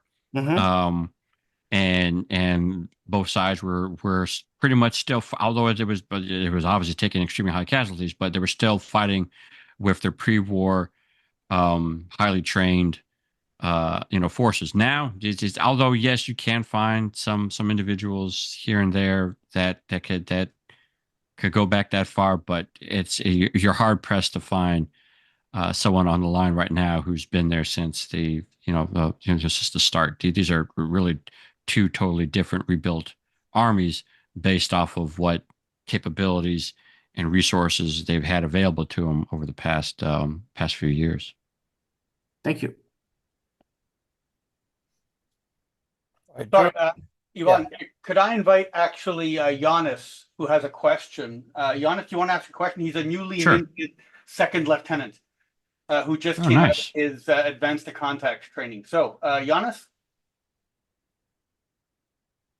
Yeah, he'd have to unmute. Yeah, you'll have to unmute Giannis. Well, I'll read the question.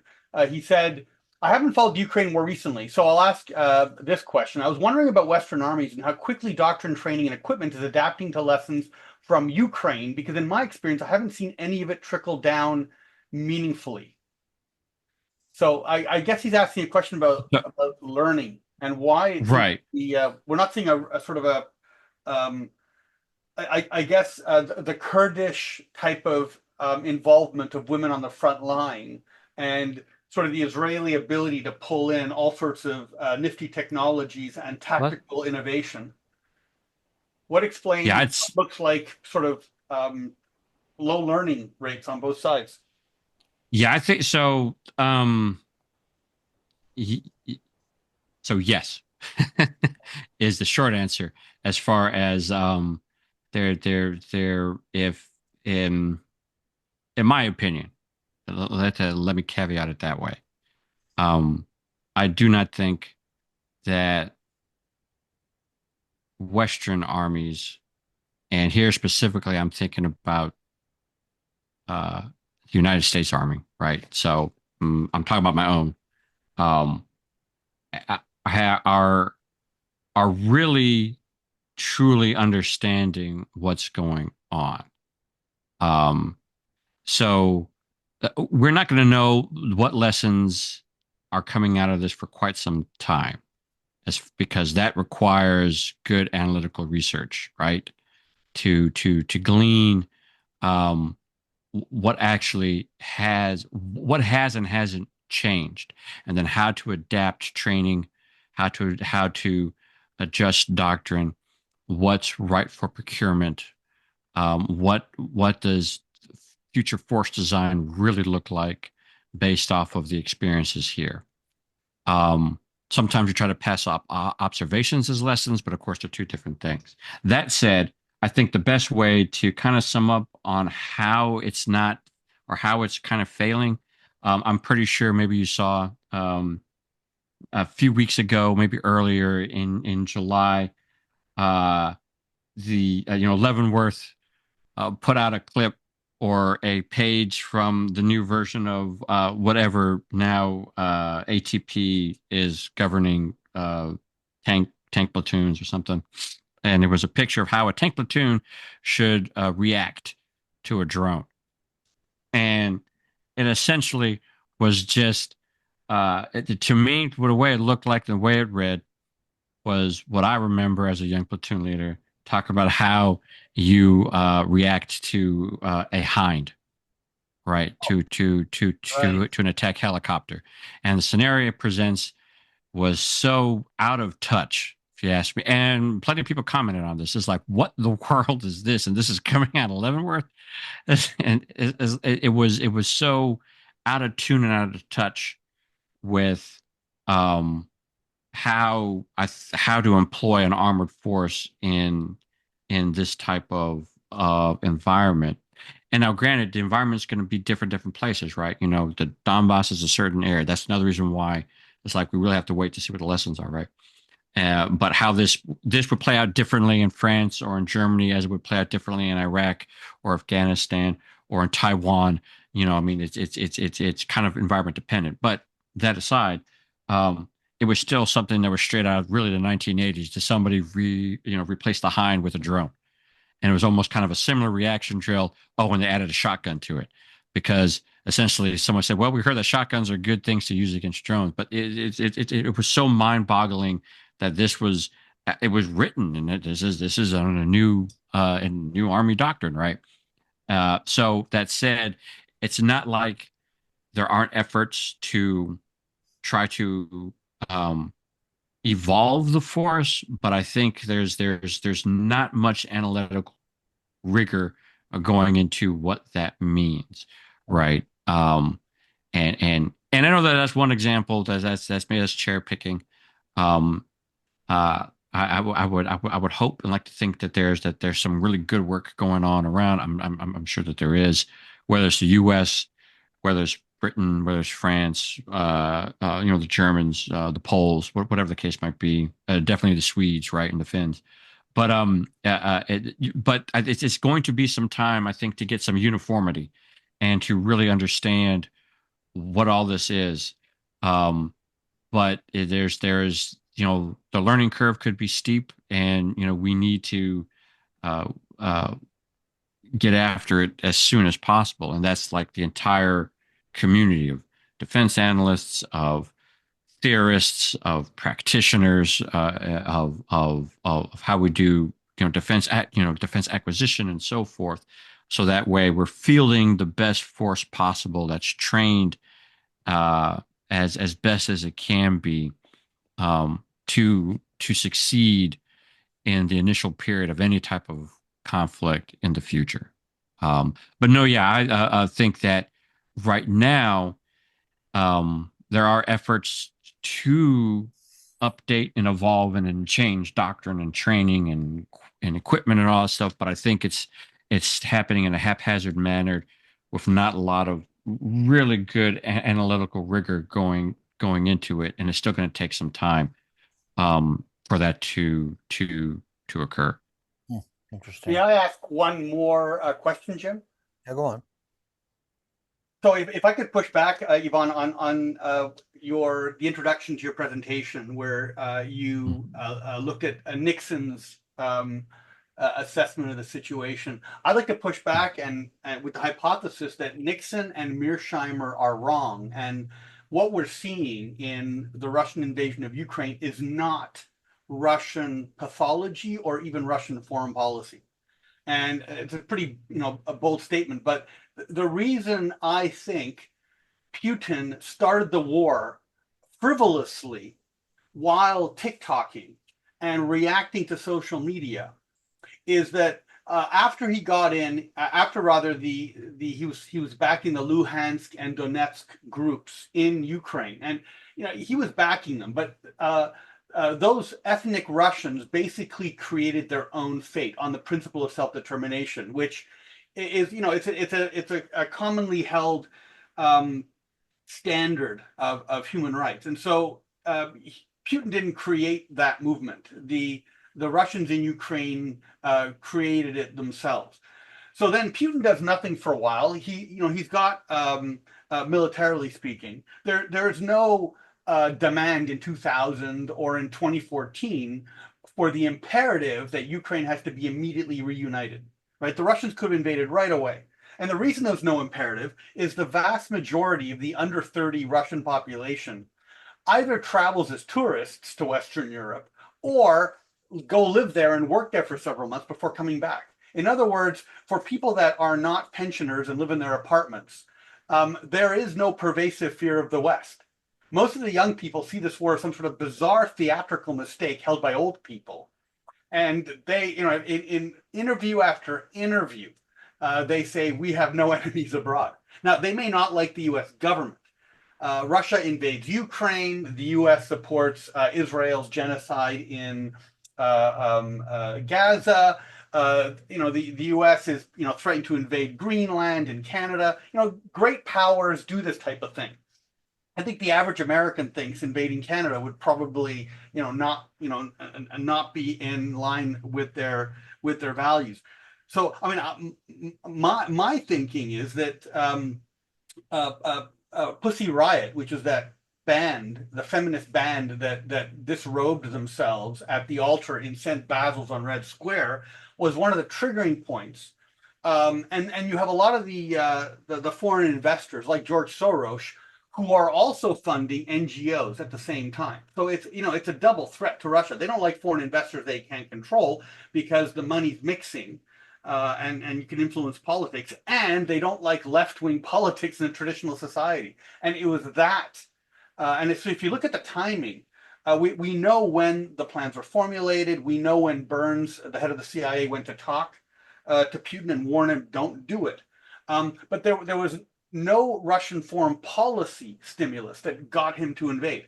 It was just him thinking, you know what, I'm really irritated.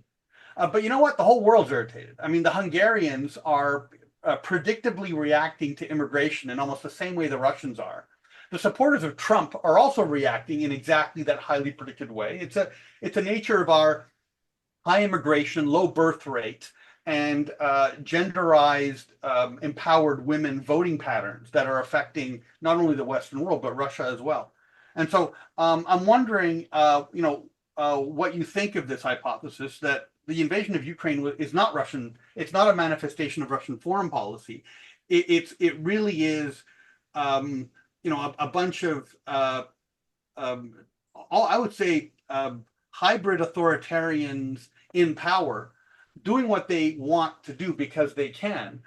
They're not really backed up by a huge intellectual foundation on Russian history, although it looks like Putin did scan Wikipedia and probably read a book or two before he wrote his Opus Dei, his magnum opus rather.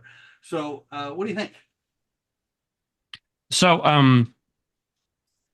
one, so I guess the only area that I'd push back on is I don't think that. So I mean, okay, I'll put it this way. Um, I I agree in part with the 30 and under age demographic in Russia, but I don't think they're as monolithic as maybe you would kind of contextualize. I would agree that the younger you get, um, there is a sense of or there is more friction when it comes to how uh, the Russian state, exercises its various different policies, whether it's foreign or domestic. Um, but that said, it's so, and then also I would agree that no, yeah, and I don't want to give or if I gave the impression that this was a set policy, no, it's not the case. But, and I think why I was using kind of the Nixon clip because think he was kind of trying to say what I'm about to say was it wasn't policy, but it was the the the cultural and historical memory of Russian imperialism, right? So there's something deeper, I think, just as you were kind of alluding to, um, where other individuals and other stakeholders in positions to influence national decision making and policy, who they in some form or fashion tangentially um, kind of identify with this view, with this idea of the Russian world. And it's a very loose thing and it's multifaceted. And you could potentially be hooked on one part of it and maybe not the rest of it. But that said, it was more of an opportunity. And in looking at the whole totality of um, Russia and Ukrainian relations since the end of the Cold War, right? Actually, forget the Cold War, since it's the dissolution of the Soviet Union. We can't forget who was the first to vote, right? To be independent. Who was it? It was Ukrainians. Um, and and whether he believes it or not, just going off of what he said, as you alluded to in his big article talking about the how, of course, the fall of the Soviet Union or the collapse of the Soviet Union was a great historical tragedy, about how, or there's his views that he wrote on that there is no such thing as a Ukrainian, that Russian and Ukrainian are one people, so forth. Um, Putin has evolved over 20 some odd years because if you go back and you see Putin right after he took office, his kind of things at least he said, and kind of his public facing approach to relations with Ukraine, they are night and day compared to where we are now. But that evolved over time, I think, due to some of those things that you mentioned, to the point where there was an opportunity that was believed to have existed, to advance certain policies or certain agendas. It was probably it was a different series of them, and they put them under this circus tent, and they went forward with this uh, this adventure, this military adventure. That's a bad way of putting it, I think, because it's not some happy-go-lucky adventure, but um, which has led us to this point. So no, it wasn't. It didn't start out of a set in stone policy, but over the course of Putin's time as president, and even the little interlude with Medvedev. Putin was still in charge; he was prime minister. So that, but um, he evolved over time to when the conditions that did exist, kind of like some of that you listed out, it was seen as an opportunity to exploit. That's more in line with this thought of just Russian imperialism which was, always kind of aggressive and expansionist and opportunistic. But what was believed to have been a short-term cost for a long-term gain, of course, has turned to an extreme long-term cost with the gain still in question, right? Of what really benefit is going to come out of this, and that's all based off. And then I think that that's back to what Nixon was alluding to, is like, hey, you got to have this despotism, right? And think of a despot. They do things, as you were mentioning, off of a whim. It's what he thinks is an opportunity to exploit, and it sometimes it goes the way the vision is, but oftentimes it doesn't. And that was what he was trying to warn against. It was like, if that sinks and takes hold, then we're going to get a Russian government that is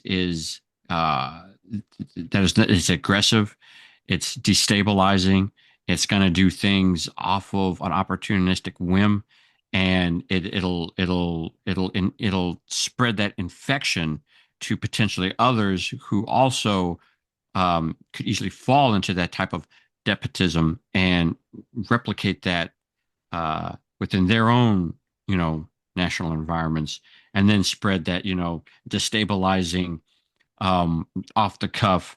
Hey, today seems like a good day to do X, uh, because it suits our current thought or agenda or this business opportunity, whatever the case might be, as opposed to sticking to and following a more beneficial, a more pragmatic type of approach, if that makes sense. Oh, it makes great sense. I really appreciate the detail, Ivan. I want to make one last tiny comment, and that is, you have the data to be able to run the models that Dupuy ran for most of the war, most of the post Second World War modern conflicts, and I think very few people do. If you look at Hmm. he's run these, he's able to use the total lethality index to calculate forces like a WEWAV, and then he's got the models that allow you to run the attrition rates. And I don't think anyone's got a better idea of how the operations are working than you. So I'm putting something on your list of things to do that I think few others would be able to accomplish. Thank you, Ivan. Yeah. Oh, yeah. Not a problem. No, yeah. Actually, that I've been working on that. Chip's been kind of getting on me because I'm supposed to been get to him for quite some time now. But yeah, I'm actually been compiling a lot of stuff that hopefully we can start to feed into those models. No, I look forward to it. Thank you. Yeah, very interesting to get actual engagement data. Go on, Aaron. Aaron? Yep. No, Ivan, great presentation like always. We kind of discussed a little bit last week about how unique this conflict is, relatively speaking, to U.S. Or U.S. NATO supported doctrine, and that the U.S. is fundamentally built off of air superiority, and Right. with across all our air forces with 2,500 fighter airframes, and the ability to sustain, let's say conservatively 50,000 sorties. Um, that's a very unique calculus that in any substantive conventional conflict, in some ways renders most other doctrine. And I'm not an air power sort of uh, whatever that's called, like kind of ideologue, but Mm. we can't not see that our doctrine is an engineer around that, Right. and that the fundamentals are that the Russians have not been willing to put at risk any of their or any substantial amount of their air power, of their fighter-based air power and close air support air power, um, because it seems pretty clear that they want to keep that in reserve, because basically any loss of that is really in some way ceding air power corridors that will take, you know, minimum years, if not decades, to reconstitute. So how do you see the fact that it's pretty clear that the Russians won't, um, the Russian doctrine isn't built on air superiority anyways, but the Russians won't engage in any substantive continuous um, use of air to air power and attempt to take air superiority, um, and that the Ukrainians, um, outside of a little burst a few years ago of let's donate some fighters, a few, I think it's been 50, 75. I don't know. It's some sub 100 type number. That sort of seems to be the end of that, right? And clearly the Trump administration, I doubt, is looking to escalate, especially in terms of air. And it seems like the Europeans are so deficient that they don't want to risk losing any of their airframes. And so that we're sort of stuck in that there won't be someone that will have air dominance, at least, and that actually puts a premium on the UAVs and on the sort of swarm tactics at the front, which, if you had a sufficient amount of air power, let's say 500 airframes, that's probably, yeah, it's probably somewhere in that range is probably the number. I don't know what you think, but that'd be my guess of what it would take. But you'd have to be willing to put at risk. I mean, and over a long enough time, you're going to lose 80% of it. It's probably realistic. But you're going to have a huge return on that investment, because you're going to be able to degrade, astronomical amounts of terrain based fighting positions, and you've seen that on the Russians whenever they've been able to use their glide bombs to some effect. I mean, to obvious effect, but that they've not been able to use it for any kind of air contestation dominance.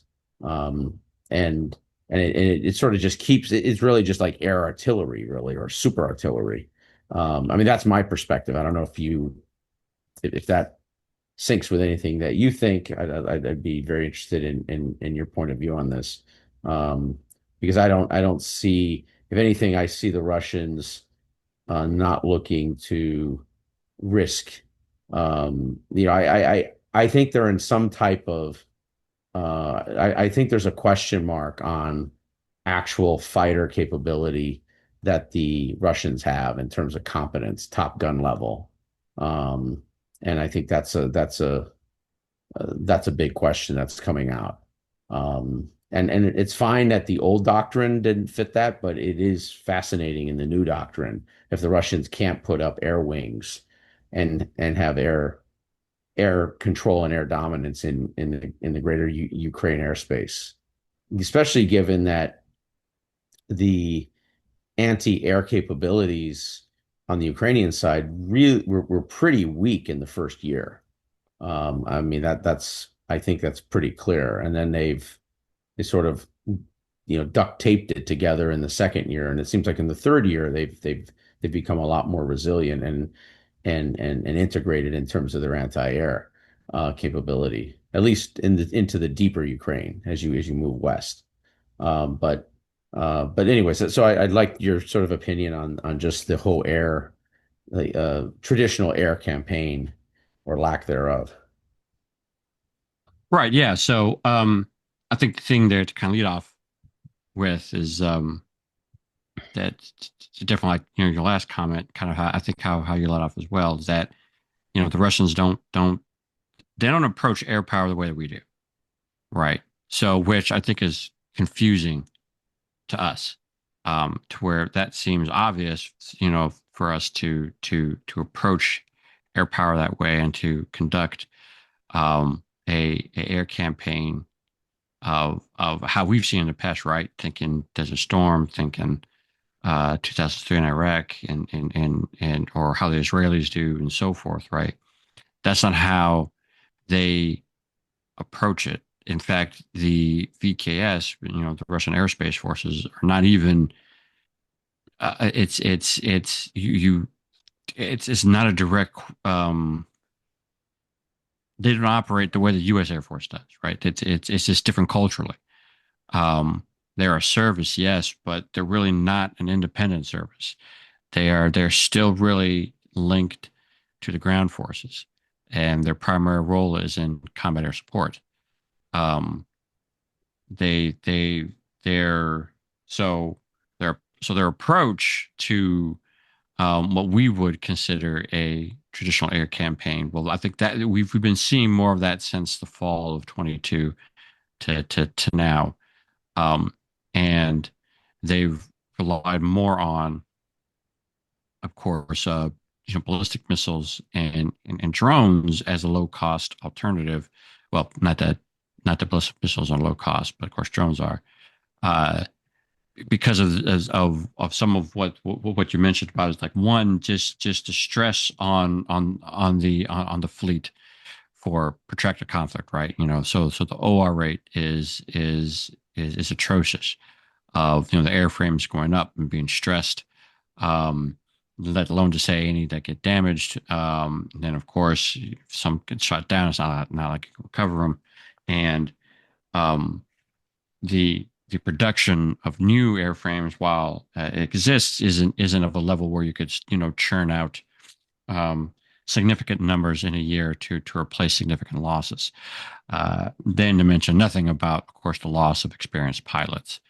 Um, so there is, and then of course layered that against what is now, as you mentioned, a pretty robust um, integrated air defense system throughout Ukraine, and then that just further pushes you to using ballistic missiles, using drones, using your combat UAVs, um, and just really retaining your aircraft for the role that really you have them, that you intend them to use them for, which is close air support. Now that it has been the Russians have um, been developing and evolving better and more integrated close air support with the ground forces as time has gone on. Um, and as well as you mentioned, the continued evolution of glide bombs, their effectiveness, their and how they fit into the assault cycle, because it is a pretty set cycle of how you assault and carry a position, and air power is key to that. And then kind of going into it, well, one did or on the flip side of it, they really don't have an air force to fight. The Ukrainian Air Force is still very small, and even from the outset, they weren't really looking to take it completely out, and that goes into some of the political objectives. Um, but they really don't need to either, as long as they have local air superiority where they need it. They seem to be fine with operating just within that. And I know that goes counter to kind of how we approach things, but this is just the Russian approach. Um, so the way the Air Force operates, it is part force preservation, is part really having the Air Force to do the role that has traditionally been the main role of the Air Force, which is a close air support. It's now seeing, and this kind of goes back again to, because we've talked a lot about reconnaissance fires, but not reconnaissance strike. So reconnaissance strike saw the integration, right, of all of this on a grander scale, and really using your PGMs, long range strikes through and here you can launch those from a good distance, whether it be from strategic bombers or from fighter bombers, and now throwing various types of drones into the mix, and then getting the effects, or that producing the same type of effects that you would have, say you were to launch 1,000 fighters a night, but the Russia just doesn't have. And again, I would say, would we, if we actually had to fight an air force that fought the same way we did, how long before it's attrited to where we couldn't do that type of air campaign? We don't know the answer to that because we haven't faced that as of yet. Um, so so how the Russians approach it, it's again, it's one of those things that, hey, it's working for them. They're fine with gaining local air superiority, when they need it, to ensure ground forces are, properly supported. Their long range strategic strike campaigns, how they've constructed it and based it around um, drones and ballistic missiles primarily. Here and there, yes, with some strike aircraft, but I mean, really, and of course with their strategic bombers. But even those have been not a huge portion of the air campaign. Um, but they've been a part of it. But just how they structured it, it's working for them, and it's in line with how they approach these types of operations anyway. Um, and it helps to preserve the force. It helps to retain their pilots because we typically talk about how long it takes to grow, say, an NCO or an officer. That for the ground forces, it's even longer and more training, right? For a good pilot, or at least for a decent pilot. So, yeah, if they were facing if the Ukrainian Air Force was larger, more robust, and so forth, things might be different. But nothing has really truly, honestly forced the Russian Air Force to completely, totally rethink how they do things. They just had to adapt to conditions as they have arose within, the Ukrainian theater. But beyond that, they haven't seen a need to really change how they do business, if that makes sense. Yeah, no, it does. I mean, I am wondering though, because we're always as effective as our last fight, and we're always doctrinally chasing ourselves backwards. I mean, just not us, human beings. How much is this a moment of air transformation, given that well, let's just put it this way: the Western expectations that um, that Russian air to air would be, let's say, fairly substantial, and Mm-hmm. that it's pretty clear that, at least in this conflict, and clearly the Ukrainians are um, not as air capable or even anti-air capable as NATO, as non-US NATO, much less the United States, that the Russians, or even China for that matter, right? That Russia's in a new dilemma that they're going to have to try to work their way out of, because as much as they've sort of engineered the Soviet way of war on the ground, in the air, they've given the evolution of air, they've really, to be blunt, sort of shit the bed. Um, Right. and and would that have mattered if it was just the kind of an old version of the world where you had sort of a fragmented Europe, and of the 90s or 80s, and it was just the US, maybe not, but we can't, it's a different world now with China. You just had which Right. nobody's really talked about. You had literally Indian and Pakistani air wings and air brigades in an air-to-air conflict it's the biggest air-to-air conflict since, probably Korean War. I mean, it was, it was over very quickly, but it was big. Um, and could the Russians do that right now? Yeah, actually, but it's so I was about to make the same point that you just made there. So oh, I'm sorry. I didn't mean to cut you off if No, you're no, still no, going to say no, no, something. no, no, absolutely. Okay. No, sorry. Yeah, yeah, go But no, ahead. yeah. So I actually think, just to piggyback off of something you said, I think every Air Force is in a world of hurt and has a big learning curve, because it's been such a long time since two competent air forces have gone head to head that it's not within the doctrinal, institutional, cultural memory, I think, of any air force of right now, right, of having that type of fight to have to look back in their history and try to train off of memory.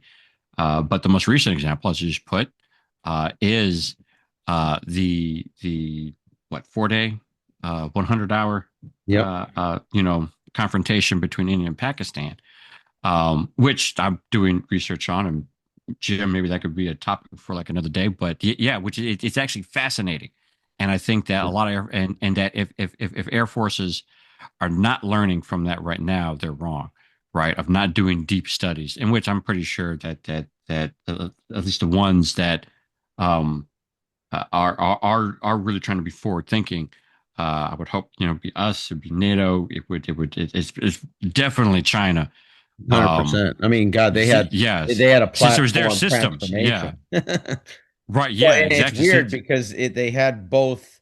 They had sort of a dog-ish, and they had a dog and a little bit of a dog in both. Both sides of the fight there, because Indians have used the modified um, uh, air management systems on the MiG side Right, for some of the first generation modified Chinese ones, right? Because that's how the Chinese obviously, modernized right, the piggybacking off the Russian platforms in the beginning, at least, till they right. had the muscle to start creating their own platforms. But yeah, so that's a pretty interesting dynamic there. No, Uh, yeah, I think that really the biggest takeaway from the air war, I think, from here, and again, just to caveat it, of course, I'm a ground guy myself, right? I'm an Army guy, so I can't so speak am I. from the perspective of yeah of a pilot or anything like that. But if you ask me, I think the biggest takeaways are are going to be in close air support and in air defense. But the big question that's still out there, of course, is yeah, how would Russia and or NATO um, go head to head is up in the air, and I think that right now the best indication, and if you're not, like I said, if you're not learning from it, and as I've been learning from it since it occurred, it's really fascinating. Um, but is the the air, yeah, and it was the largest one, what, 50 some 60 70 some odd years of what happened between India and Pakistan. Yeah. You got any more, Aaron? No, no, it's late. I'm sure Ivan's got a crash. And but no, no, it was great. I mean, it was really, really insightful. I like the dilemma side, conversation up front, around Nixon. That was, that was fascinating, to sort of bring that in. Especially, well, I mean, I just think we never, we have this broad narrative of like, we lost Russia, it's our fault. It was like, Mhm. oh shucks, the little Russian children, if they could have just, gone to school a little more, they'd have been fine. Right, And right, yeah, and then there was nothing written down, but we guaranteed for 1 million years that Ukraine would never be in NATO, and NATO would never move east of blank. And it's so there's all this Mott Bailey kind of thesis convos out there that have just actually, at this point, they're now modern Tucker Carlson talking points, right? They just are on the right, left yeah, and the right. And if you challenge it, you're the weirdo. So I really think that's a real problem right now, because we can't be clear-eyed. We're bringing all this baggage to the Russian conversation, which in some ways is sort of what happened at the beginning, or when the Cold War really kicked off by the late 40s and 50s. We still had a lot of um, Russian Soviet sort of evolutionary thinking here in the West that we had to shake off. Did how much of it was our fault in the revolution, and were they just the good old guys that we misread and all that stuff. And so I think there's almost a version of that we're going through right now, because the Russians aren't going anywhere. Right. Now the question is, um, is this a Putin thing, or is this a modern Russian state thing? And we don't know that right now. And we won't be able to A/B test that until after Putin. But, are they Right. looking to, their version of sort of reconstitution, right? It's not Soviet reconstitution. It's not even, I don't know fully, it's imperial, but it's a Russian maximalism, that Right. sees itself in whether it's the Balkan, the Baltics and the Balkans for that matter, um, and obviously Central Asia, and the Caucasus. So that's going to be, I think, the big question, because um, that's a different calculus, because then you're talking about a new modern containment strategy, Hmm. which at this point we have sort of like a quarter of a one versus China. But, and that sort of seems to work because China doesn't seem to have, outside of, any economic drivers, a very um, aggressive military strategy in the Pacific. So our quarter containment, or eighth of a containment, whatever it would be, seems to be enough. But the Russians, when they hit go, I mean, they hit go, so Right. that's a real challenge for us going forward. Because are we really prepared to? I mean, so I mean, actually, this is one interesting question I have for you. Um, the regime seem in the military, and I don't know what the difference is between that when it comes to this, seem to be very reluctant, or they almost ignore any opportunity they have to challenge the edges of NATO. And I don't mean directly through like Poland, but let's be really honest. How well defended is Latvia right now? Um, or on the Black Sea side of Romania.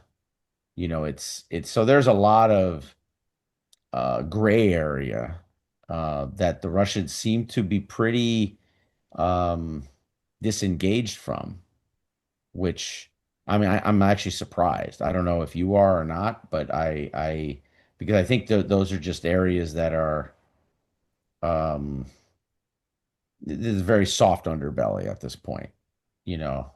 Um, Right. The soft underbellies, but it actually shows you how engaged, how decisively engaged they are in Ukraine. yeah, I think that's the key point, is that they feel, because I think the fear they have, or at least a faction does, is that they could sustain a black eye, if they had a failure in some soft, small underbelly. I mean, I think there's areas like Georgia that, are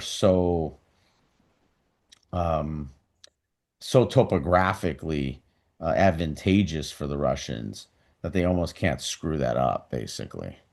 Uh, Hmm. because nobody, no one is defending Georgia, you know. Uh, Right. whether we like that or not, those are just facts on the ground.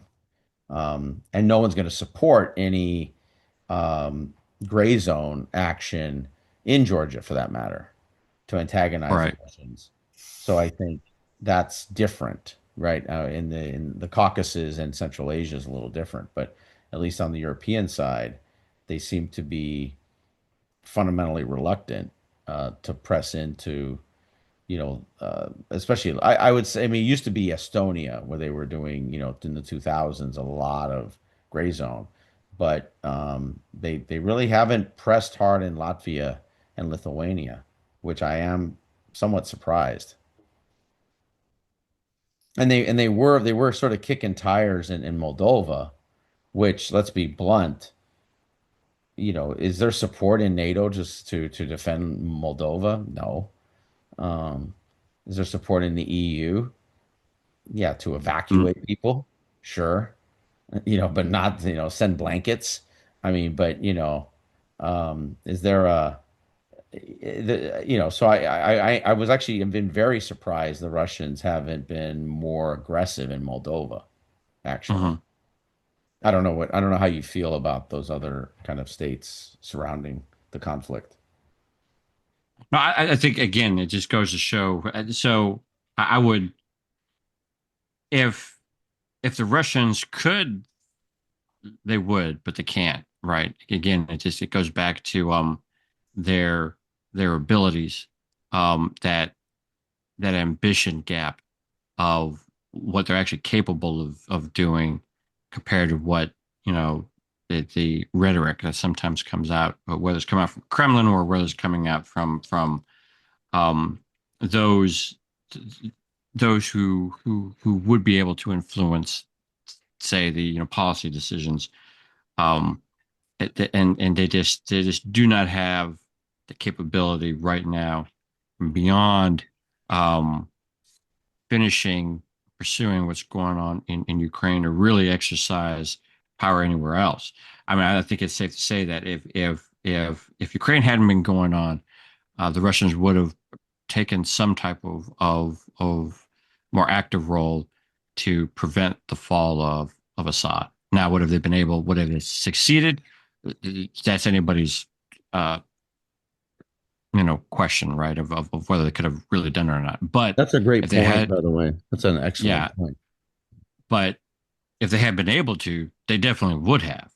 You know, um, if they had been, and that's just one of several different events that have occurred over the past few years where it was definitely something that they wanted to affect, but they just couldn't because they're so that everything is poured in. Right now, they have all eggs in one basket, you know.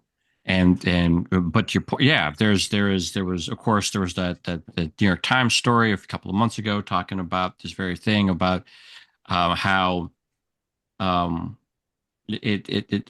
still undefended the Baltics are, and Finland. And although the Russians are building out the infrastructure, their military infrastructure out in both those directions, there's just not for the moment any any force to really do any type of saber rattling to use military power and that type of, maybe not for an actual military action, uh, but to include actual military operations. They can't even do something that to put pressure some other sort of way. Um, and so yeah, it shows what that ambition gap currently is. The question is, in the aftermath of all this, they definitely have ambitions to not shrink there, or to try to prevent a big contraction or shrinkage of the ground forces and just military force they have currently. Um, but would they continue to try to increase that capability so in the future they could be able to do more than just one thing, than which is what they're limited to at the moment. Well, listen, I want to thank you, Ivan. This is quite amazing and always very useful. It certainly shows me, and as I'm listening to you, it's the first time, of course, I haven't really been commenting because I've been thinking a lot about what you said today. And clearly, we have other points to look at. For example, we could do, and we should do, an entire look at the latest with Trump's foreign policy. We'll see Yeah. what happens with him and Putin. Then, in terms of the latest with the ground fighting, and then there's other issues raised. I'm glad you brought that up, Aaron, about the air power, because I've been sort of independently looking at that myself. And the issue of how this is politically, because that's a big picture of this. You mentioned Romania. Well, we know Romania has had a change in government. We know that all these different countries have all this domestic political uh, maelstroms going on, which are affecting this. And that's a whole other picture to sort of flush out, to understand fully. Because if once we get caught up with the political military dimensions sort of up to date, I would definitely want to go back into looking at what's going on in Poland, what's going on in France, what's going on in Germany, what's going on in the UK, what's going on in Italy, what's going on in the Eastern European countries that have an impact on this politically. And then, of course, the question is we get back to that amazing essay that he wrote in the summer of 2022, where you cannot isolate that from the whole trajectory of Putin's change that he went through, starting from, when he was up there in St. Petersburg, working with the mayor, and then rising to power politically, and how he immediately, when he comes into power, launches the second Chechen War, the third Chechen War. I forget which one it was. But immediately he takes on this impetus of launching a action to achieve a political military aim. So thank you very much, Ivan. This was really, really stimulating.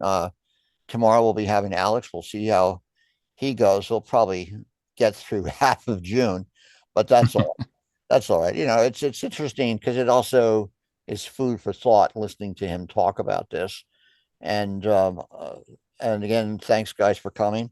We'll certainly continue looking at this. And you guys have a good night. Thank you, Ivan. Thank you so much, everyone. Thanks, Great Ivan. job, Ivan. Thank Yeah, you. thank you, Thank Ivan. you so much. Yes. Have a Thank good you so night. much for having me. Yes, very good. It was excellent, man. All right, take it easy, guys.